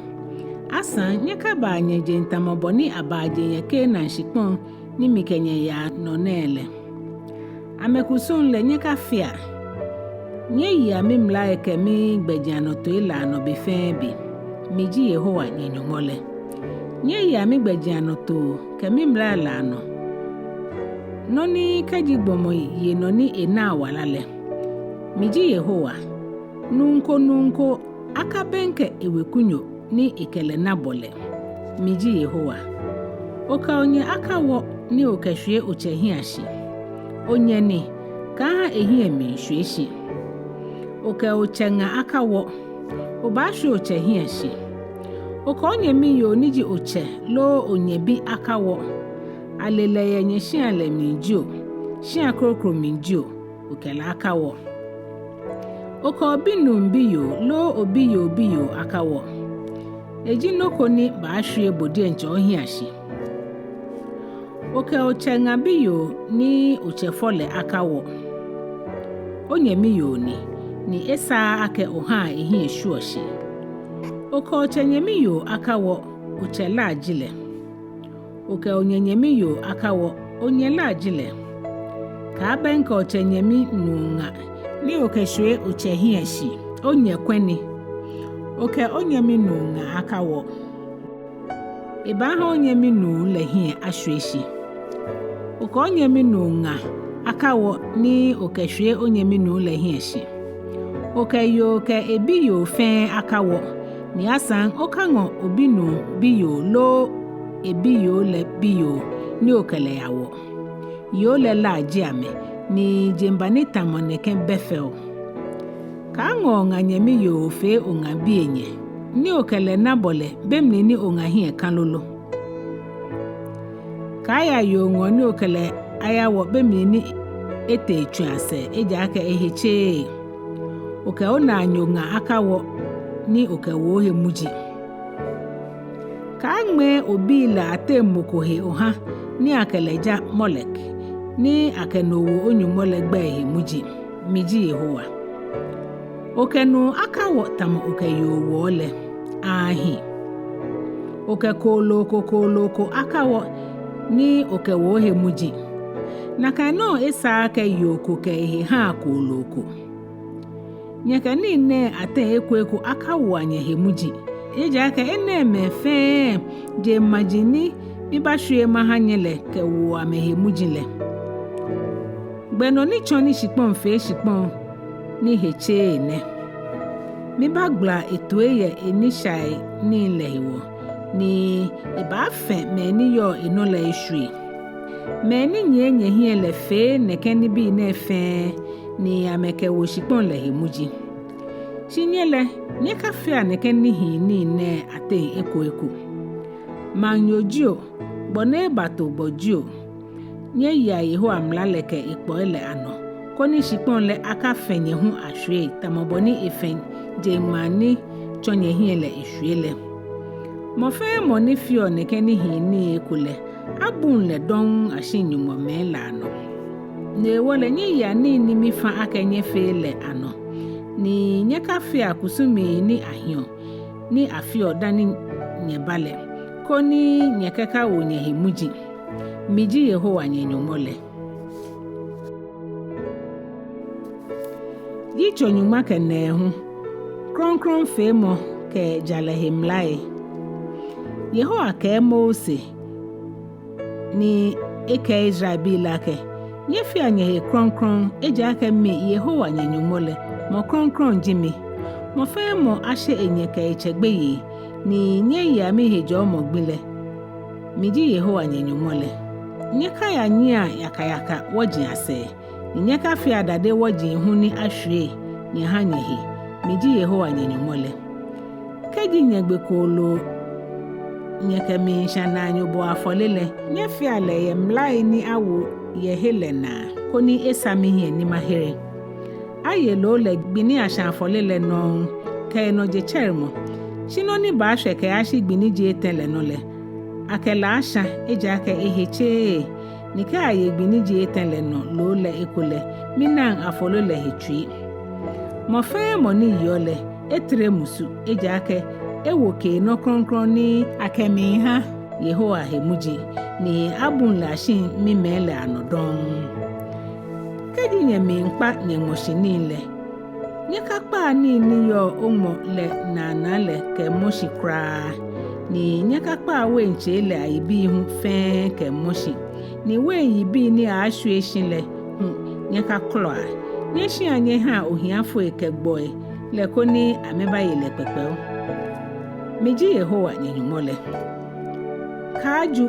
ka shishio na anyugbomo. Ka nakale. Ka kakita ya migbem ni oke shishio mokoni oke wo Enyumɔ le gba ehe muji. Miji Yehowa Enyumɔ le.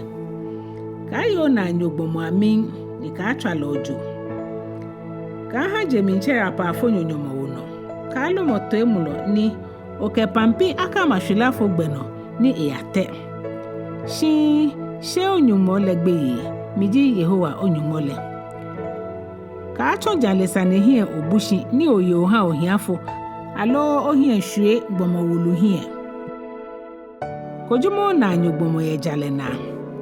ka anye kemi ya kemimba no oyo sheku ye o man lemni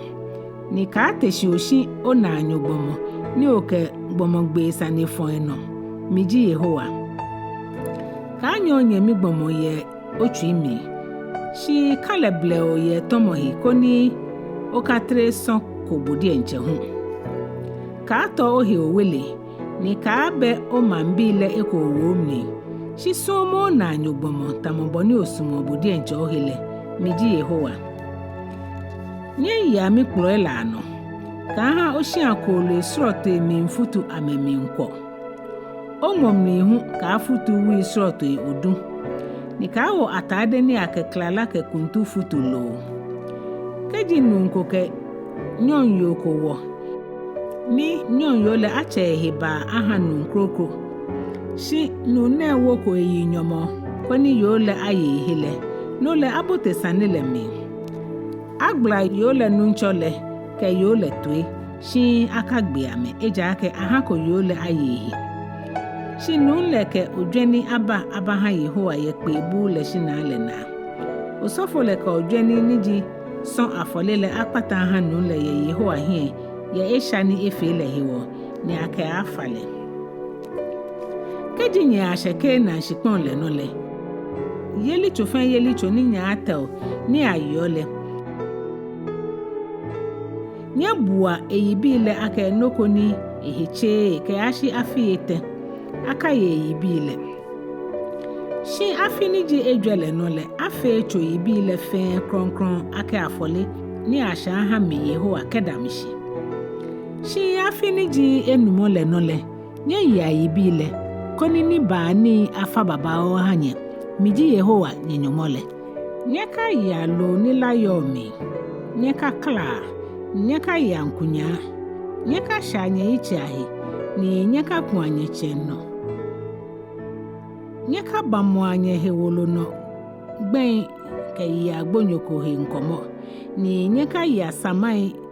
ye he Wolo no miji Yehowa okobiyo akawo ni oha echonyo adwaman ni shikpon le no bayi toke adwaman bo nye ya mi hejo mogbile ni nye shia he ni aja mi yele miji Yehowa nyeka nya ukonfu eke meni chosisa ano koni nyeka wonye hemuji miji Yehowa Nyɔŋmɔ le ohi aso meni eglo ni owu ame she Nyɔŋmɔ gbeye miji Yehowa ka gboko bato gboye nye shikpon le no le nyeka wa le yi nye hiale tamoboni nye ba hie nye mi Israel no ni nye sumo le tamoboni nye sumo nye di enche nye hile eja ke nye hu nye atogbo pen ye Egypt shikpon le no miji Yehowa Nyɔŋmɔ le nyeka ya Sane ne ja ye ni susumo kenigme kenikami nye hia nseni papai kenigme te papai ke ni susumo ni papai miji Yehowa ni ji enye keje Egypt shikpon le no le no ewole nye hia aka mi mlai ke mi po ele fen ano ni nye ya fen no miji Yehowa icho Nyɔŋma Enyɔ to egbele he to egblamo Yehowa ke Mose wie ne ke Israel bi lake mo fe mo ni ji Israel nyo lo gboni ebatogbo Israel shikpon le no ni eke ebi le eko aha ni akeja molekile agbele shikpon le no bi le actualete keji moko ke ebi ate moko ha molek ni akewo he kronkron ni aja me yen le hemuji ni ehwe mi gbe kronkron le hin ehile mi le maje mi hin makale ni mi bun le mi shin mi we bi la no shinkeji me ate ni eyo le kun ame hin ame fono ni efe le no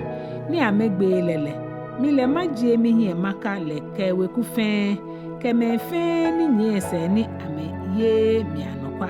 shi ameja molekile mi bu amemishin mi webi ano keji moko ya bini ye me ni che osisa ya ngole mateshima wole ni mi bunle mishin mi webi le ano don yehi anye kronkron eja aka miji yeho anye nyumole yehi aka mi mlaile ahi ninye yi ano miji yeho ni fi onye kronkron le mo fe mo ni lomo iche lo enyele agbele ichekenye elomole ison atrele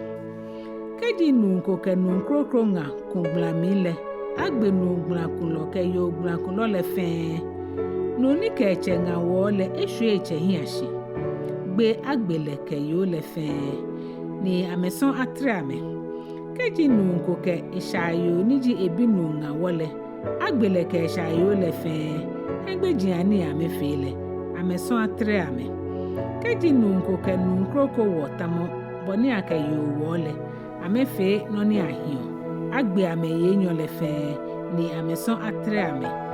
keji nunko ngon yoko ke enyefe efe engamele asha ame yetele fe ya musuni ame bole hewo keji nunko ke koloko wole agbele ke kolo le fe keji yoko benke koloko ni ikashi hale ni ikekolo le wole agbe yo le kekolo le fe ame musu atere ame keji nunko ke enyemi yo niji ichebi lo enyebi wole ame fe hegbe jiani atwa ame na neshitu keje ame woku me aten nu le ni ke enyemi yo ewole eso atrele keji nunko ke yoko ni ete twase wole atwa ame na neshitu keje ame woku me aten keji nunko ke echenyemi yo lo enye nyemi yo wole ehwe moni ekele hie helo komile hiashi ameson atre ame keji nunko ke echekwe nga wole ehwe echekwe le hiashi eke yo le fe ameson atre ame amete moko nambi ni ame bagbo keji nunko ke enyemi nu nga wole ame bagbo ne ame bebi nunle echu hegbe jiani ni ehwe enyemi le hiashi nye ya mimla le ke mi po ele fe no koni shikpon ni mike nye ya ni nye ahi no le aka fenye ahwe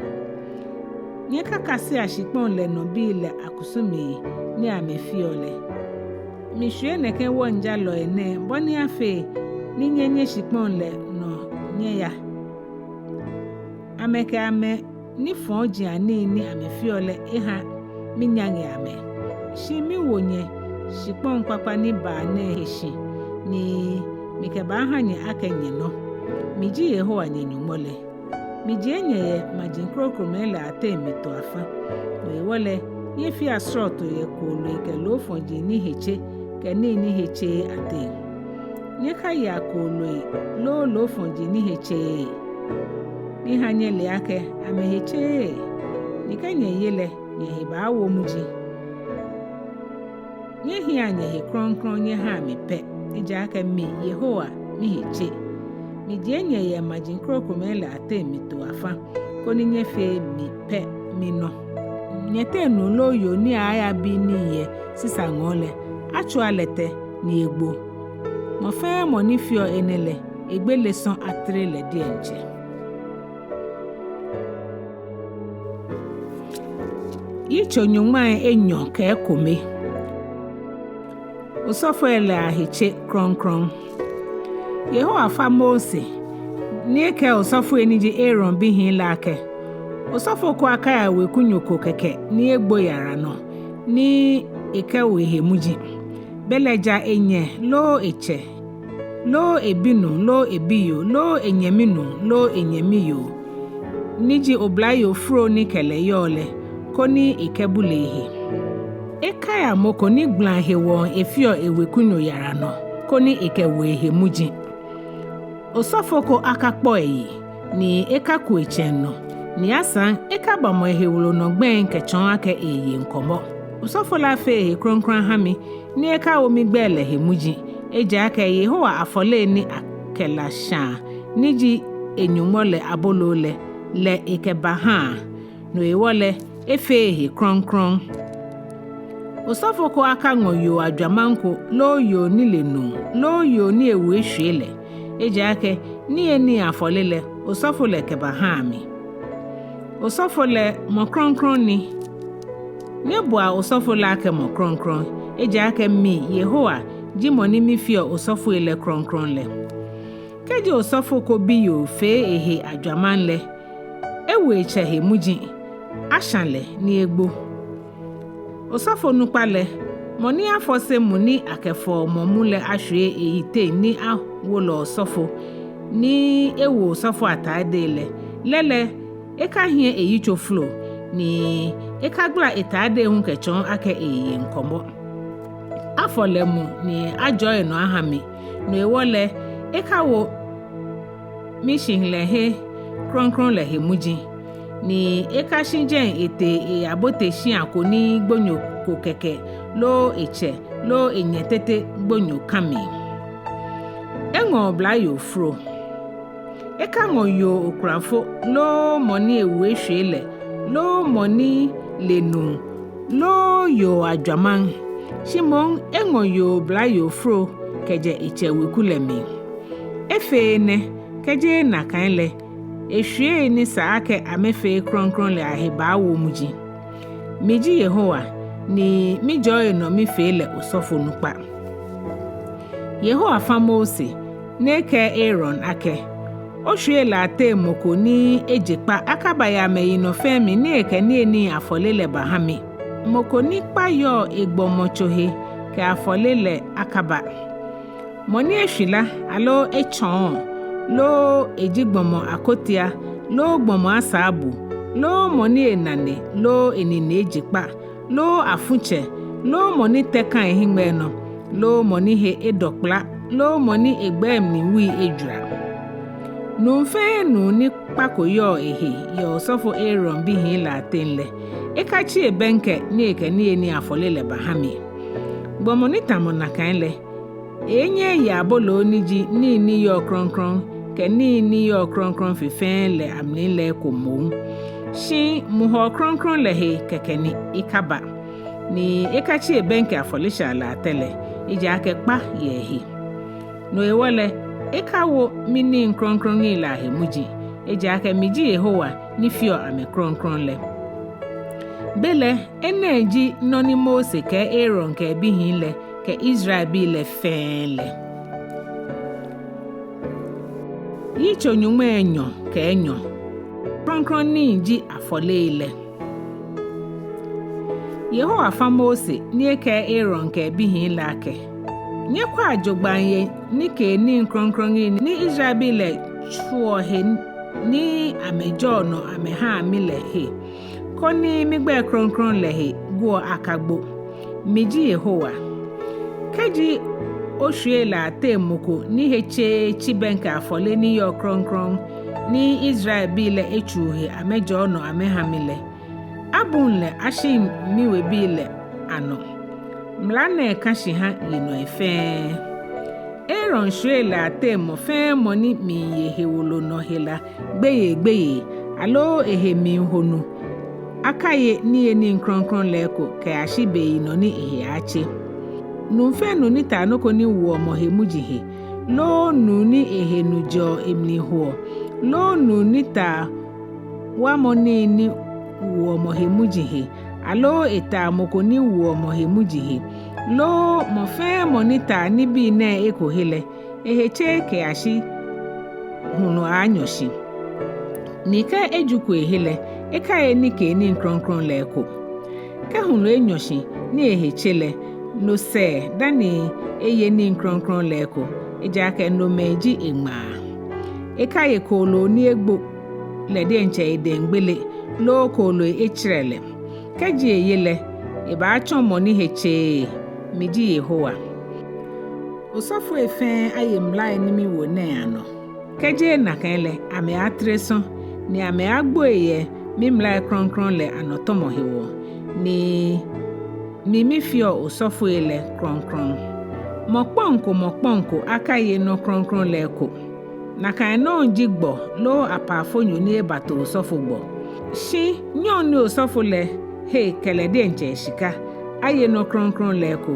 ni nyɔdzi ni afɔ ameye osɔfo le wele kele aye eni leko ke osɔfo ko bi yo ya gbamoko kekele eka ye ni kronkron le ami noni ajegbe aje ato afanle shikeji osɔfo bi yo le chon okurafo alo ewushue le ni ebebi ni ekun ese ke ba echewe le tamo eyo ye egbe ken bi ashile no le eye cheni le eko mokonko keke akaye eko keji mokoni je osofo wekumni le hebe ni yaye no kronkron le eko le eto najan ni ekemlin ja Enumɔ ni Ekome ashino osofo ele akangme moko kekegbe ni eye ni eni kronkron ni Israel bi le keba ha Yehowa le eko keji amengmegbele ameba wo ni eni kronkron le hemuji ni ame atre tomo le yiso ni agbla ametoe eji ake miji Yehowa ni fio ame kronkron le Yehowa fa Mose koni ekemla ne aha Aaron ke bihin le ke Israel bi le fe keji Israel nyoko lo moko ni ebatogbo ye Israel shikpon le no kesha afole mimba eba ha Yehowa shiwo nijio chijron na ninjio kolo le afe kolo ni kpako behe boni afe ni esa Yehowa hie ni ehele kolo le afe china lo gwanten lo abotianu ni kpako behe kenye ke kolo ni kpayo ehe bale esa Yehowa hie ni ehen keji moko ke na nyobo afole tamo ake china lo to lo afole ni ewo heshin eto lo afole ni esha ye chijron na ale mimba abaha Yehowa le esa ke kpako ahin kolo lehe esa ke fe kolo ni eye mu koni esa Yehowa hie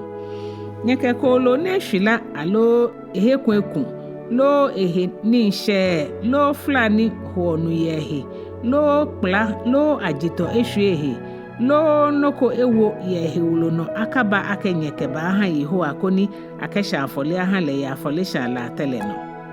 keji afole ni nyeke bale chijron na nyeke bale no le nyanya nyeke kolo ni enine lo enane bepepepe asha afole le shi ka afole ni nye woheshi nye to nye shale no le kolo le esan Yehowa hie ne hen nyeke kolo ni ajura alo ashimo alo achire alo aflo egbe akasha afole nyaha Yehowa ni nyeka fia na kan ye nyeshipon le no nyeka he akolo na ko ye manse nyuden ni nyeka ba ha Yehowa aka ni ye ni afole eji ake adebom ni nkpako ye manse kolo ne ahi ejikpa ni ekamehi ni amesan Yehowa hie keji afochina lo gwanten lo abotia bile akaje leye enyehe ke ashigbi Kpawo keje gbini jigbi Kpaanyɔ le no ke yale esa hani eni afolesha ha Yehowa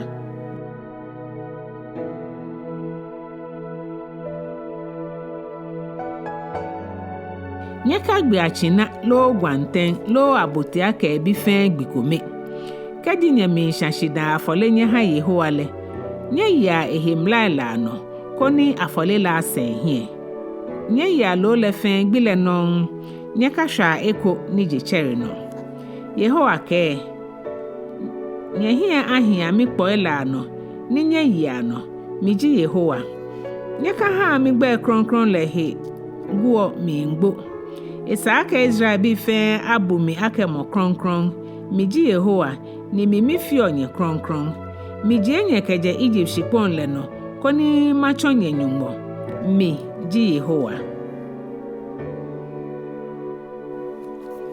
Yitso Nyɔŋma Enyɔ ke ete jamo gbijujin le Yehowa ke Mose ake ke mo Israel bi lake gbijujin ni mi Yehowa mito ake akpepe kronkron keja ya ameno le ne achuni ngbi Ekpaa shigbi ni ji Kpawo le ejo mo gbini akachu ni chumoko ye hejo mo gbile no ye he fe ni nyahi akpekpe kronkron keja. Yehowa gbijuji ni akpekpe kronkron leye ameno keja lene. Nye shia ekofen eko keji ebeni ato le shele. Heho kema akpiti abolo gbijron le. Klɛŋklɛŋ nyon le no, gbiniji Nyɔŋma ke Ejwɛ le gbeke na ashin leji Yehowa heho gbile. Ni gbiniji Nyɔŋma ke Enumɔ le no, ye naka nyon le no le, no jima akpiti gbijron le. Nye ya abolo ni akema akpiti shan, gbi Kpawo keje naka gbile no. Gbi Kpawo ne mlin klɛŋklɛŋ gbile no le, nye pe akpe kronkron keja. Akachu nichumo ko ni wae no. Nyeke ni afole abaha Yehowa gbi Kpawo. Ni gbiniji Kpawo le no le. Nye pe akpe kronkron keja. Shi akachu nichumo ko ni wae no. Yehowa ke Mose ake. Ke mo Israel bi lake. Keji nye asheshikpon le ni mike ha nye le no. Ni nye kpa no moshini le. Nyeke ni kpa mo ni le mlin klɛŋklɛŋ ablecho. Ke eyi ni le abaha osofole. Osofole ba afon nikpa moni ne ye Yehowa hie ke akeba. Aka afole krede ko ni nyesa Yehowa hie. Hejo mo gbile no jechere mo le. Osofole ba afon afole ne. Binoni nyeke moshi nikpa moni afole le ba abale. Nye hia nye dengwanten bi ne ye afi ni kpako behe. Ake shan afole nyeke ba ha Yehowa. Ni afole ni afata kolo le heji ma mamuni akefo ikpoto kilo Enyɔ koni ashan ha Yehowa koni ejengma ewule. Ni da afole ni akefata heji wen lita kome. Ni ke ashi gbinoni nyeke afole le abaha nyenyumole abolo lo able ni asha lo able foko akaya nyeda. Akpone kashi ha nyeshwe ye yino efe ano kemi ya nano. Hefen he ni ameyo. Ma gbijron le. Nyaka ne a ochi Kpawo keje hejo mo gbile no je chermo niji gbini nyeke ma ni nyekun le ba ha Yehowa le. Gbini ji Nyɔŋmai Enumɔ le niji hejo mo gbi niji Kpawo le no je chermo le. Nyeke ablefo afole le abaha Yehowa.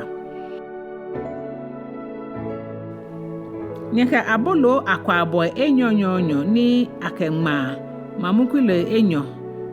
ni awomi yisi shan aje anyeshia amni keba ake nyengmoshi klɛŋklɛŋ ni pamoni ni nyeke ha Yehowa. Nyeke gwantembi Kpawo ni ameyi afifi ni kpakoba amehe ke china oblanyo kome ke ojweni Enyɔ afata abolo lahe. Ake kolo eleke amehe ni afole leke dan le fe ba fe shan afole ake ha Yehowa. Afole ni ashan ni ejɔŋma ewo Yehowa ni. Asan nyeke to kpakpo kome afia eshahe fa ekpa mo afole. Koni nyeke gwantembi Enyɔ ni amehe afifi le afia shida afole. Osofole ba ngo abolo leke gwantembi le ha koni afon akefon afole ye Yehowa hie. Nibi ne echomo Yehowa ni nkonkron. Ango ha osofole ake egbefan no. Ashie koni nakangbile no le nyekpekpe kronkron keja. Ni akachu nuchumoko ni wa ye gbine no. Na no akpone ha nye yino efe ye hefe he ni ameyo. Ni keji nye minkpa nye moshi nile. Nyeka kpa ngmole na nile ke moshi kra na kan no onikpa mo nile amni pepe bi le hu ka pete simo ashia ha ohiafo kegbo koni ameke ba ye pepe o miji Yehowa nyenyumole afi he gbijron keke ni Yehowa ke Mose ake ke mo Israel bi lake nyon niji Kpawo le klɛŋklɛŋ gbile nye ya le kpo ake hejo mo gbijron. Akpa tetremante ake kai mono keshie gbile koni akpekpe kronkron keja. Akachu nuchumoko ni wa yeno ni nyeke ni afole abaha Yehowa. kpatamogbile Yehowa ke Mose ake nyɔni dzi Kpawo nɛɛnɔ gbini dzi Nyɔŋma le dzi esha kpatamogbile gbinɛɛnɔ le nye wa nye heyi ke homo asan nye kpe konkron keja ni nye kenye de ni afole ni ashan aba abaha Yehowa akachu ni chumoko ye gbinɛɛnɔ eja ake kpatamogbini koni akpatan ye nye he esha ele ahewo ye Yehowa nye Nyɔŋmɔ le hie ahanye mofe moni wa eheyi ke homo na kan gbilele akanele ashin imambile anodon ni mofe moni achu ni chumoko ye na kan gbile no le mi ba kpata hie ye imambile aten nye ka chu ani chumoko ye gbinɛɛnɔ nano akpone hanye ino efe ye hefe he ni ameyo hejo mo gbiwulu ne hanye nye wa nye heyi ke homo keje nyon le no gbiniji Nɛɛhu le gbeke na ashia hu ke bashi enoje chermo gbeke na ashi ko nye ya hejo mo gbi krede ne asese agbijron le keke ni Yehowa ke Mose ake ke mo Israel bi la ke nyɔni dzi Kpawo ni kanone no gbini dzi Nyɔŋma ke Enumɔ le dzi asese agbijron le aye gbijron le gbi Kpawo aha Yehowa gbini dzi klɛŋklɛŋ le no le akpekpe kronkron keja akachu ni chumoko ni waye no gbi Kpawo le mni gbi fe gbile nye hia nye de ni afole ni ashanye ke ba ha Yehowa gbini dzi Kpaanyɔ le no le nye kpe kronkron keja eko ni nye ke ni afole ni ashan aba ha Yehowa kpe wuludie nche gbini akachu ni chumoko ni waye no ene meji gbijuji ni Yehowa etole ni keji ekoshele nye shia koni manle akpekpe kronkron keja asan koni asha ni afole ke shan afole ke ma afole ke dan afole akeha Yehowa ekofe ko ye egbino esro Yehowa hejo mo gbile dani esro nye dada ni ke ninle ni esro nye shiwo afole le ke nye chuijron na afole le fe hu ni nye ke ba ha Yehowa nyɔni dzi Kpawo le no gbini dzi Nyɔŋma ke Enumɔ le gbeni nye kpa moshini nye gbena le nye dzi ashishi nye ya Yehowa gbijro le ke ashi gbi Kpawo gbini dzi klɛŋklɛŋ le hejo mo gbi krede ni gbinɛɛnɔ le nye hia nye iche ano adoawa kpakpa ifefeji ke tembleo ke che floi anijin ke fana ngoe keba koni nye keba ha ye Yehowa nye Nyɔŋmɔ le hie gbi Kpawo nye ke gbi Kpawo aya gbijron ne da finye ha Yehowa ye nyɔni dzi Kpawo le no eji na no akpo ha nye yino efe nye hia asese amengbi Kpawo Israel nyo ahi asese mi koni nye hwie kena amele ake beni mi akpla Israel keje Egypt shikpon le no le asese amne mi ha amehi miji Yehowa nye Nyɔŋmɔ le bele boni Mose chon Israel bi le gbin juji ni Yehowa eto iha ame ake ameye le ne Yitso Nyɔŋma ke Ejwɛ kanela no kwemo Yehowa ke Mose ake fa Israel bi ake ameba hambo mucho mukron ni ake mucho ni ashimofe koni ake mule aso kpebu le minkanele boni afe ni aha kanele amano bi fembe Aaron akwe koni kanele acho kejegbeke ahun ke ashida je chere molebi ye Yehowa hie be fembe ye muho ni fopamo adekale hie le ponogbe ye kpebu le mi ene afe na no akpo aha nyeshwe Aaron ba akura kanele ye chikangbi kaneche ilano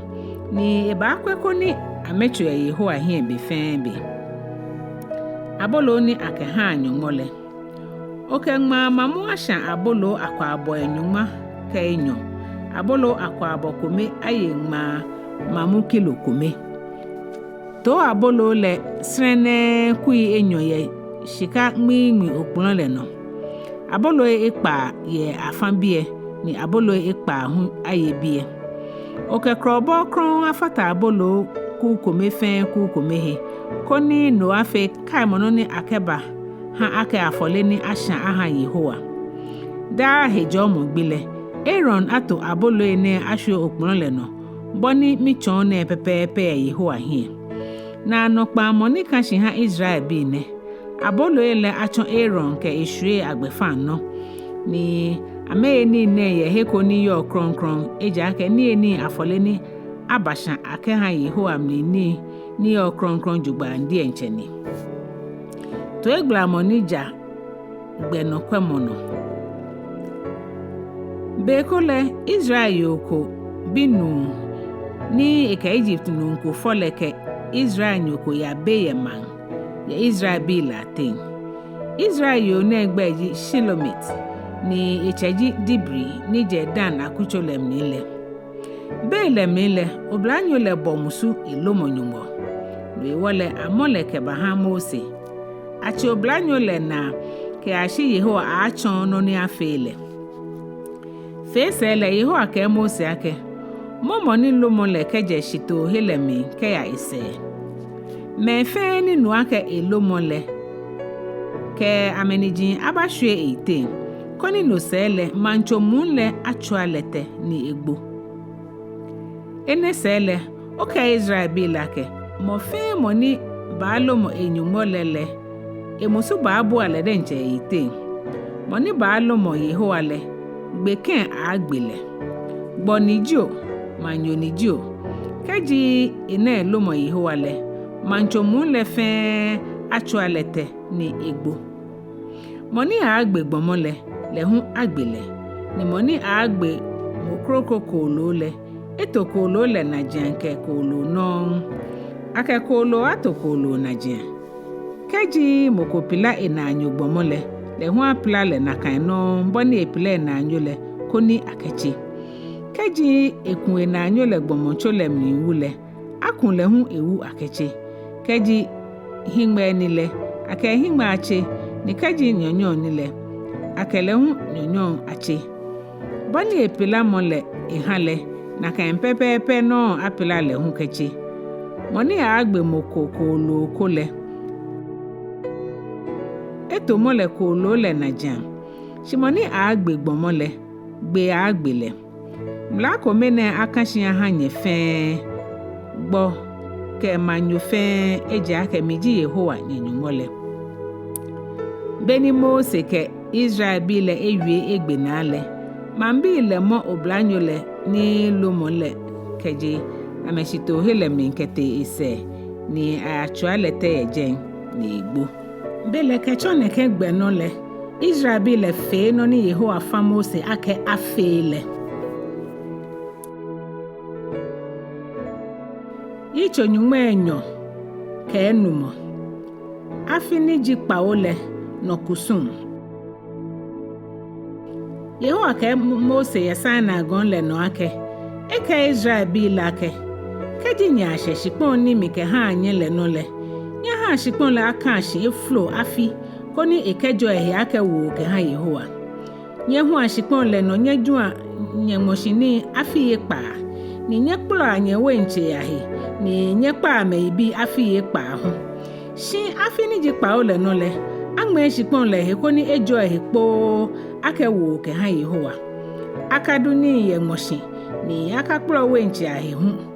Moshini ni le denche kwenle akakpa ato.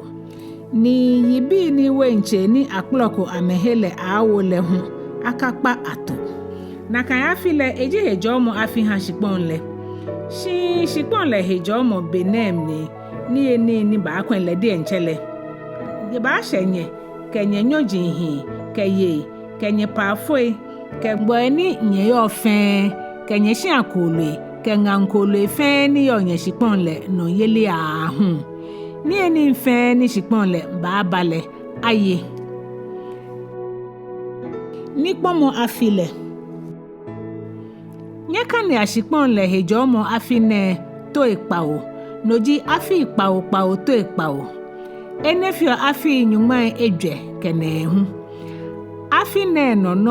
niji Kpawo le nogbini ji Nyɔŋma le noji nikpomo gbile akpa tetremante kefo shikpon chomu le fe no ye nikpomo gbine no nyefia afi niji afi Nyɔŋmai Enumɔ le kronkron ashie heyeli ye shikpon le no aha enobi fe echonya mo afi hanye mo fe monoko ni ahon le mo le lo ehweko aka kuse angoni le ni mo fe mo hu ni ahon le aka nyon le akun ese eya ewekume ango eko neke afi ni ji Nyɔŋmai Enumɔ ne achonya mo afi hanye nyeka duan ni ye eno ni nyeka kpa ni shikpon le die nche baba anye le nyetoa asan nyeka kpa nye wenche ni akplo amehe anoyibi le hu nyamo afi ni nye yale ake afi kronkron ni ba ni shikpon le die nche baba anye le no nye ya neke nyamo afi ne min le nyete mo fe mo no ni kun le ehon le eya ne ango eni eko no ewole keji ohon shikpon ko ha onyemi Israel nyo alo ohe shikpon ko ye den le nyete moko akamo enyemi le lo eshishu enyemi le Adamo afi aboni abanya hu shikpon le ni akpa eno ni ba ni le dani wose ni pomo afi la shele no awo shikpon le hijra keji afi le fale no le shikpon le jra la wa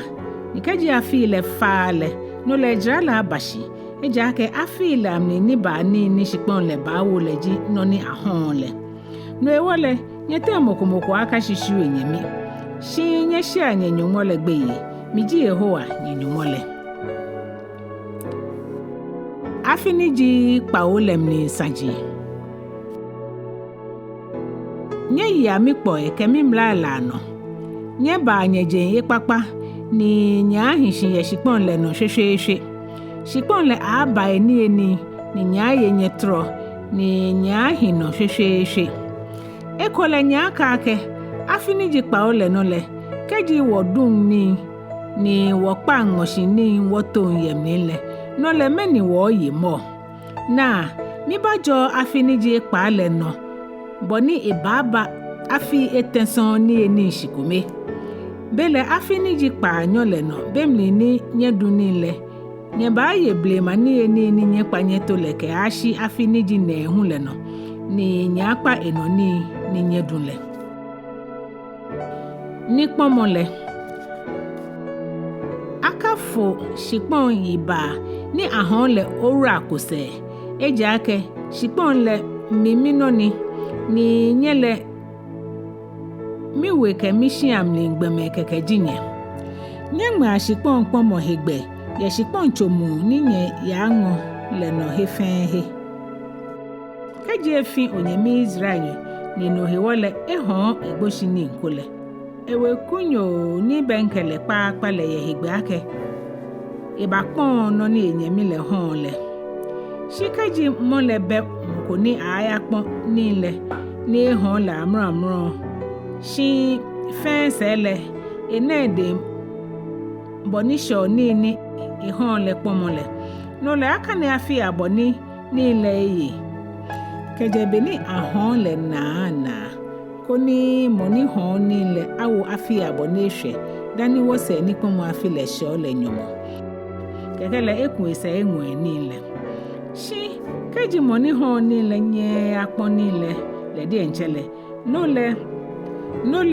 ni hon le ahi moni he ni le den ke ashi ni pomo afi le ni pomo afi le mi le ni he lo le angme ni le koni no chele angwe ni le ko keji moko hon ehia ni yoma ni atagbugu awo him ni le eye hegbe kejebe ino ni ehon hia le ke ashi eno afi na akplo ni ekpon hia le shikeji akpon hia ne ke ashi afi mu hole no le hia ne ni yo ma ni atwa gbogbo awo hele echomo ni he shiale ke eshu agboshi ni nke mi ya na no keji she ni pomo afile tetele eka gbe he ha moni honle shi twi ni yo akrowa ni atwa ko gbogbo awoko amehe amlinle abu ametomo moji ni yo shipon le no le abanya akpon ame be fembe ni pomo afile no le agbe amehe aha chuchu no chemele shi Levi bi amaji ni aha ame ake amegbefa no le ame shi ala agbefa le Levi bi le ye hegbe ake amekpon ekofenko ni ahon le be fembe keji Levi nyoko pon shi ako ni ehon ke ashi ni pomo afile no le agbe shi ani ahon ye Levi bi amanle mi le he ahale eja ke shi ani yo Levi bi amajin la mi le no meji Levi bi la agbefa no ni ameyo ye Israel bi le aten shi ame majin la he shiponjin le aka hon ekokokoko eja ke amegbefa no ni kemi ya na no shikani akefa ohiafue kaji onyemi Israel ni yo mase yo ohia boni enye he kwedon le omomli ohale ni okwele okele ahin ake gboni ebadomobo ka hele noko hepa ni ka gbe nyomoko ni ewu obuno shi o so nyumo legbe yi ni o gbe onyemi Israel nyo legbe ko ni ehin o mase ka hele o shikani okefa lele hepa ni oni eni ni oha lele hu ka gbe ejrano miji Yehowa nyenyumole moni je nyekeje iji shipon le no ko ni mangoke na shipon le mahanye ni machonye nyumole nyoji ya heyeli kaji onyemi Israel ni yo mase yo hia boni no ha ehon eha ole okayele nyo shimo echota mo apa afonyo lo gboni ebadomobo esomobo ke ashi ni pomo afile no kaji eshenaka afile no le leke bi ke ho efen ashi onwo ni amekun amese ameweku ma te nke ameseshi bi anomi eko eja ke Israel bi le michuji ni miji amekeje Egypt shipon le no ji ame no he wole ebe ake ahon amete moko akenyon okaya ameno yiwale shi o se onyumo legbe yi kaji nyaminta wehi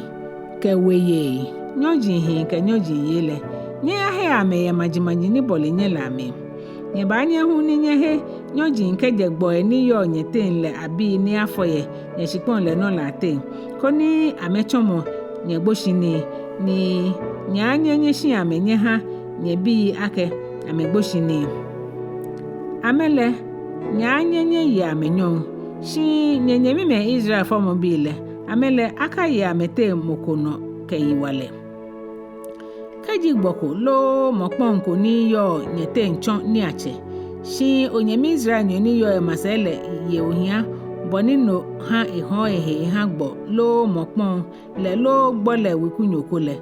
gbomone ehon mo le sele hegbe yelolo ake akpon le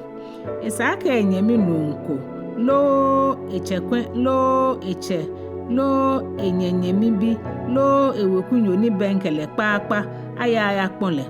lo kaji le de nche enanokole ekpon ehe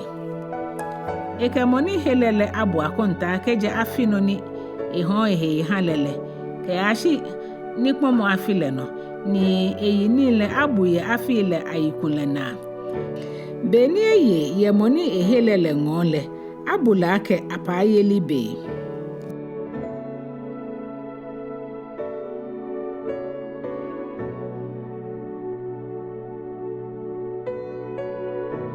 kaji ehwe afipi dani esho ni pomo nole ejikani ekeba pon ehele ada kaji ehwe afifio ko keke dani esho ni pomo afilepo moni hele kele abu akonta koni akwe afi aboni ehwele son mole kana shikafio ni saake ewo kekpon ehele moni hele la abule tamo apa afonyo ni minchu afi ni ye ekele shihile mi enunchole akaye no kayiwale kaji gbomone na moko achongbe na ekono ni eba kpɔlele no le nikpɔmɔ afi le no le agmehe ni eyehe leke bi ni kele yo fe eja ke Israel bi le michujini ameji michujini mije ya Egypt shikpon le no le miji Yehowa Nyɔŋmɔ le Yitso Nyɔŋmai nyoke Ekpaa Toebo se jomoy keke ni Yehowa ke ake nyeka fia maga nye ha nyehi ni nyekete aka ma shuko ni nyeka pa no konfoni yetem ni hu nyeke mashiye nyeshipon le no ni nyekoto shinye jale eja ake miji Yehowa Nyɔŋmɔ le nye yagbe juji ni mitole ni nyehi aso a heni aja mi yele miji Yehowa kaji nye banyeje ye mi kpoele ana ni nye bumi kitanle ni nye ye amenole maha nuane ahanye ye beni samni ni shipon le baba ni baba o ahanye ni moshiche hu ba wo ibi nye ba ka he nye gbe ma ni nye ku ke ashi wen ibi chemo bemni ni nye ba hie wen ibi chemo neke ahun ke ashi ni dumo bemni ni nya ye nye bolo nye tro nya he ye shipon le no hwehwehwe mahaje ajo ye shipon le no ni nya kamo shinye wo ni mokomoko wo nye hegbe maha ko lo ifoje atan ye nye shipon le no ni awunta ye je nya wo nye henye lo ifoi ni ama anyonyo ye nye hie ye klantena nyete angbeme Enumɔ keke awo henye lo ohafoi ni nyeme ohahu awo henye lo akpe Nyɔŋma foi nye henye lo le anyonyo ye nye hie ye klantena madro nye ni mahanya wohwe ni nye yi afa ni maye mikenye ten kpamo le no nye hie able kukudabi ni nye to le yelimli ni able poploku ba pue ni no ewole nya je kukudabi le kejekpo koni anato he aha poploku le mahi nye ten ye mibu konkron le mi ni minyage nye manye nye ten ni macho nye Nyɔŋmɔ ni nye hu nya acho mi man miji Yehowa Nyɔŋmɔ le moni je nye ye Egypt shipon le no koni nye ka hishin ake amenyo jindon le mi kumo che ni ake wonye apanle ni mi ha nye ni apako kanye kwe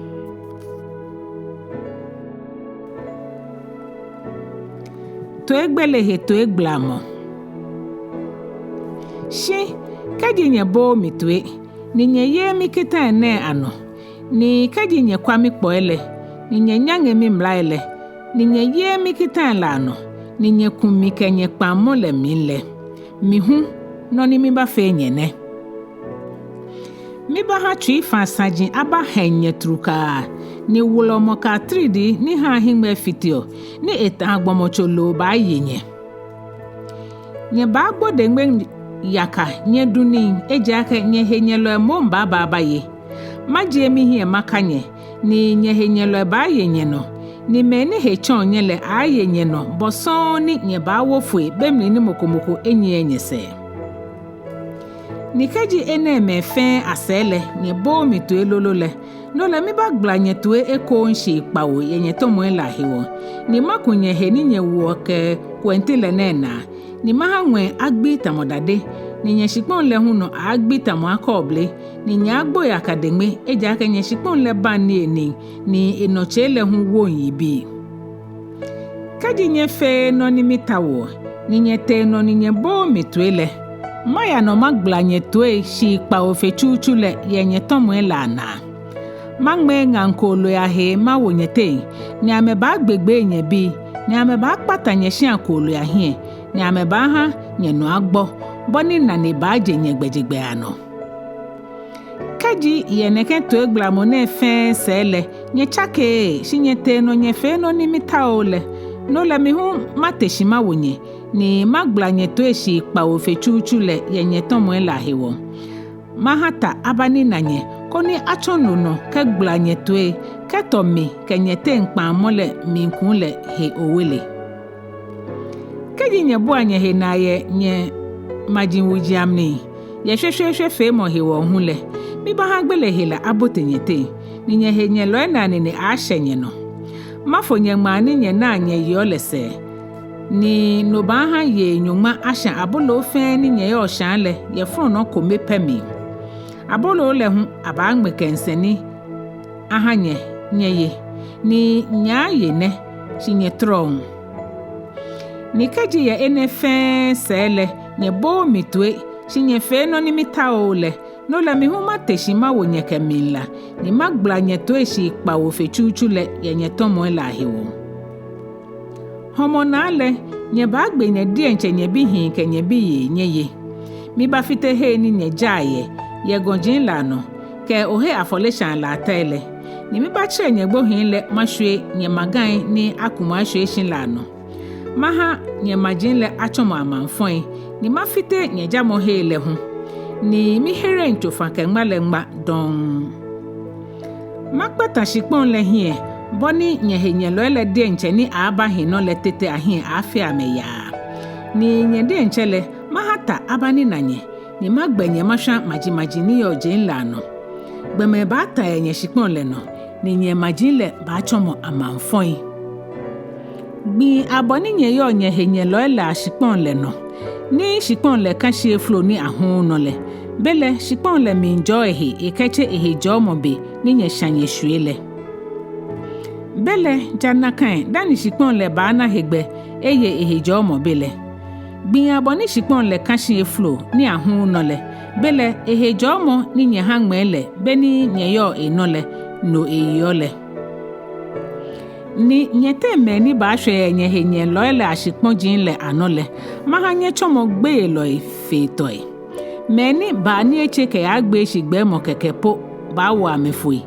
ni ame ba jofo itamo ajo klante na foi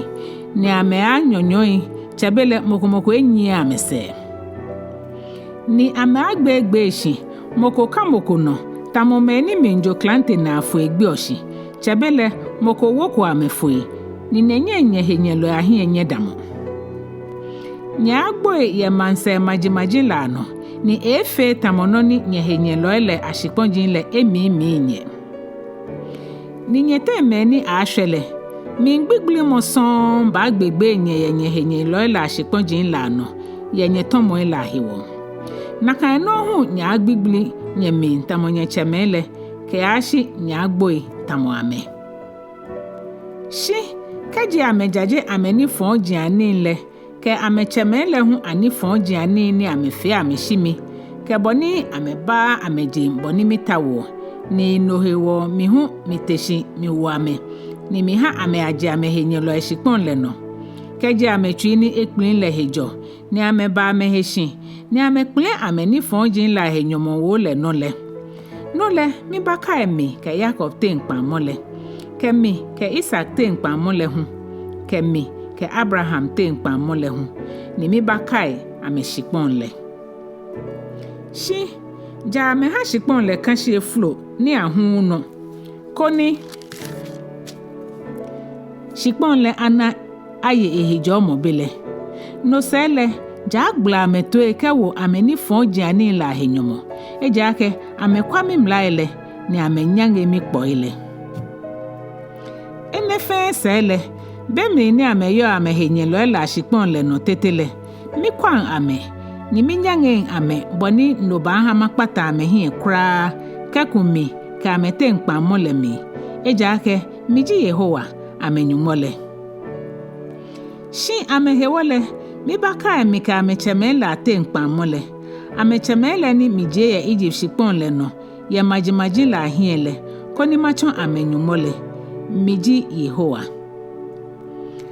akpo eke kitai kemlai ni Yehowa chomose no ewo ye Sane gon le no koni ekanle Yehowa ke Israel bi la ten ji eneme Yitso Nyɔŋmai ke Kpawo nibi ni akeke o Yehowa ahimlai Yehowa ke Mose ake eke Israel bi la ke keji moko jegbe ni ewo shikrede ni ejo gbeme Ekome ano ikeke Yehowa koni amesomo ye jamo hile Drani abawo ye ameyi kekpon amene. Nuni ye keje afi Nyɔŋmai Enyɔ ke ashi afi Nyɔŋmai Ekpaa le. Eyi dra afi Ejwɛ Etɛ shekeli Nyɔŋmai Enumɔ. Keji yoni le no le eyi dra le afi Ejwɛ Etɛ shekeli Nyɔŋmai Etɛ. Yemeni eye keje afi Enumɔ ahun ke ashi afi Nyɔŋmai Enyɔ agbefan le.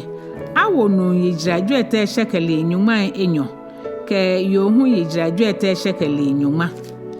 Shi yemene ye keje Nyɔŋkome ahun ke ashi afi Enumɔ agbefan le. Awo nu yidra Ejwɛ Etɛ shekeli Enumɔ ke yohun yidra Ejwɛ Etɛ shekeli Etɛ. Nimeni eye keje afi Nyɔŋmai Ekpaa ke yale. Nu yidraji Ejwɛ Etɛ shekeli Nyɔŋma ke Enumɔ. Yohun yidraji Ejwɛ Etɛ shekeli Nyɔŋma. Kedi moni woshin le ohiafoni ni enye drani afole wole. Ndole ekpla gbomoni Ejɔ eno eke Yehowa le keya osofo le hie. Kono osofo le awo egbomo le yidra. Osofo le Adamo boni moni woshin le ana ahano ke wojra le. Shikeji shin akolo jinoni awo eheshin ajono akeha Yehowa le. No le no fe no ni akeha Yehowa le echono kronkron. Moni woshin le behegbe ake ekekolo krokro to najan alo echakio. Ekekolo papa akatokolo gbonyo najan le. Ekekolo gbonyo akachake ekpakpa. Keji ekekolo te emomo le chake mole. No le Klɛŋklɛŋ kolo momo le ke kolo he ni ekebachake mole fe bachon Yehowa ni. Shikeji kolo le ya fe kolo ni heche ni no he wole akeshan afole aha Yehowa le koni le. No le moni woshin le ke kolo le aya osofo le ngo. Osofo le akwekpa ni yo kolo le he ke hie fe koni ewe ijra. Jra no osofo le ba wole angono nakan. Shikeji mole minsumo ake ekpon ekolo le. No le eke kolo le jra le minja Enumɔ mi Ekome. Ahwoi ekolo le yidra ni awole no. Kewo eyi nyɔmɔ. Keji mokojo eshianu eke Yehowa le. Osofo le akweni bi ni hi. Ke ni bi ne hi fe eshian le he. Koni ewo ejra. Ni jra ni osofo le ba wole angono nakan. Nikeji moni jo eshiano ekele minsumo ake ekpon eshianle. No le eke shianle drani awo le minja Enumɔ mi Ekome. Ahwoi drani awo le no. Kewo shianle he nyɔmɔ. Ni shianle bachon eno ekon. Keji moko jo shikpon niji egboshi ni no ekeke Yehowa le. Akwedumo wi ni shikpon le iyo fale. Kewo shikpon le jra. Teno ni Adamo kewo jra le ji. Akoko kilo Nyɔŋmai Enyɔ akahe Ejwɛ Etɛ shekel Nyɔŋma. Keji ni kpomo afiyeli le no ni Ejɔ eshikpon le no ekele. Shikpon le jra le Adamo jra boni awo le no. Keji afiyeli le se. Dani Ejɔ eshikpon le no ekele. No lo osofo le abu afi aboni ehwe. Dani esho ni kpomo afi ekoi yeshikamni. Koni akeche jra ni awo le no. Keji moni jo eshikpon le no ekele sumo ake ekpon shikpon le. Eke shikpon le jrani awo le minja Enumɔ mi Ekome. Ahwoi jrani awo le no. Kewo nyɔmɔ ni ebachon eno eko. Shi keji esumo ake ekpon shikpon le. Alo ehon hamokrokoko le. No le shikpon le ehin kpomodon. Ni keji eshe ni kpomo afi le no. Ni angme neke shikpon ne he tete le. Eba hishin ake Yehowa no. Noko ni ajo no ora kose ake Yehowa. Eba chon osofo le no. Keji moko jo shikpon ni je gbo agbo ashin ahale. Shin eche shika ekehe no eha Yehowa le. No lo osofo le abu shikpon le jra le na. Ke ashin ni kpomo afi le no eha mole. Ni mola wo shika ne ye na kangbi le no no. Ake shika la aha Yehowa ake eni yini.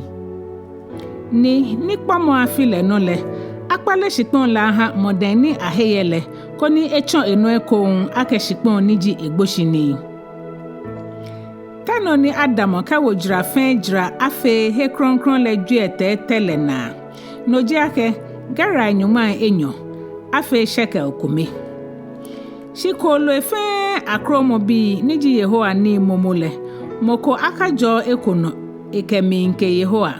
chinani jio to ni jio Yehowa no ni momo shikaji kolo ni aheche le eko kromo binile no le akpole ejrate ni afole na ni ake ejrani awole minja Enumɔ Ekome Ahwoi ejrani awole no kewe Nyɔŋmɔ shikaji no chele kpon ekolo le no le ahon le ejrani awole kekena shimo no fe no ni mokoyo gbomo ni jo kolo ni jo shipon ni agbo ashian han le jo ni ejo no twa ekeke Yehowa le aka hon ni aka pokokoko eji ake no le eji Yehowa ni nkemi ya na no gbomo ade santete ni akele eke koni akpata ehie keje gbeme atenle aka ponle ana agbeleke shipon le no ni ba ni mfenle ma ni jo aduawa ni jo amemlinja Nyɔŋmai Ekome le Yehowa no ni no kronkron ni kaji mokosumo ake ekpon egbefa ni bi le minja Nyɔŋmai Ekome le ekole no le ekemlinja Enumɔ Ekome agbeyi kewo Nyɔŋmɔ naka no ndi chinai ketoi noji kolo efe ni akpla amele ameikunle Nyɔŋmai Ekome le eji Yehowa no aka kpamle akwa ake kolo le ehi alo ehi ni aka chake hu kaji moko achake ko kele no le no kele kolo he ni akeba achake emumu le fe twem ba chon Yehowa no aka kon kolo le eneme jikita ni Yehowa famose ye Sane gon le no aka ewo Israel bele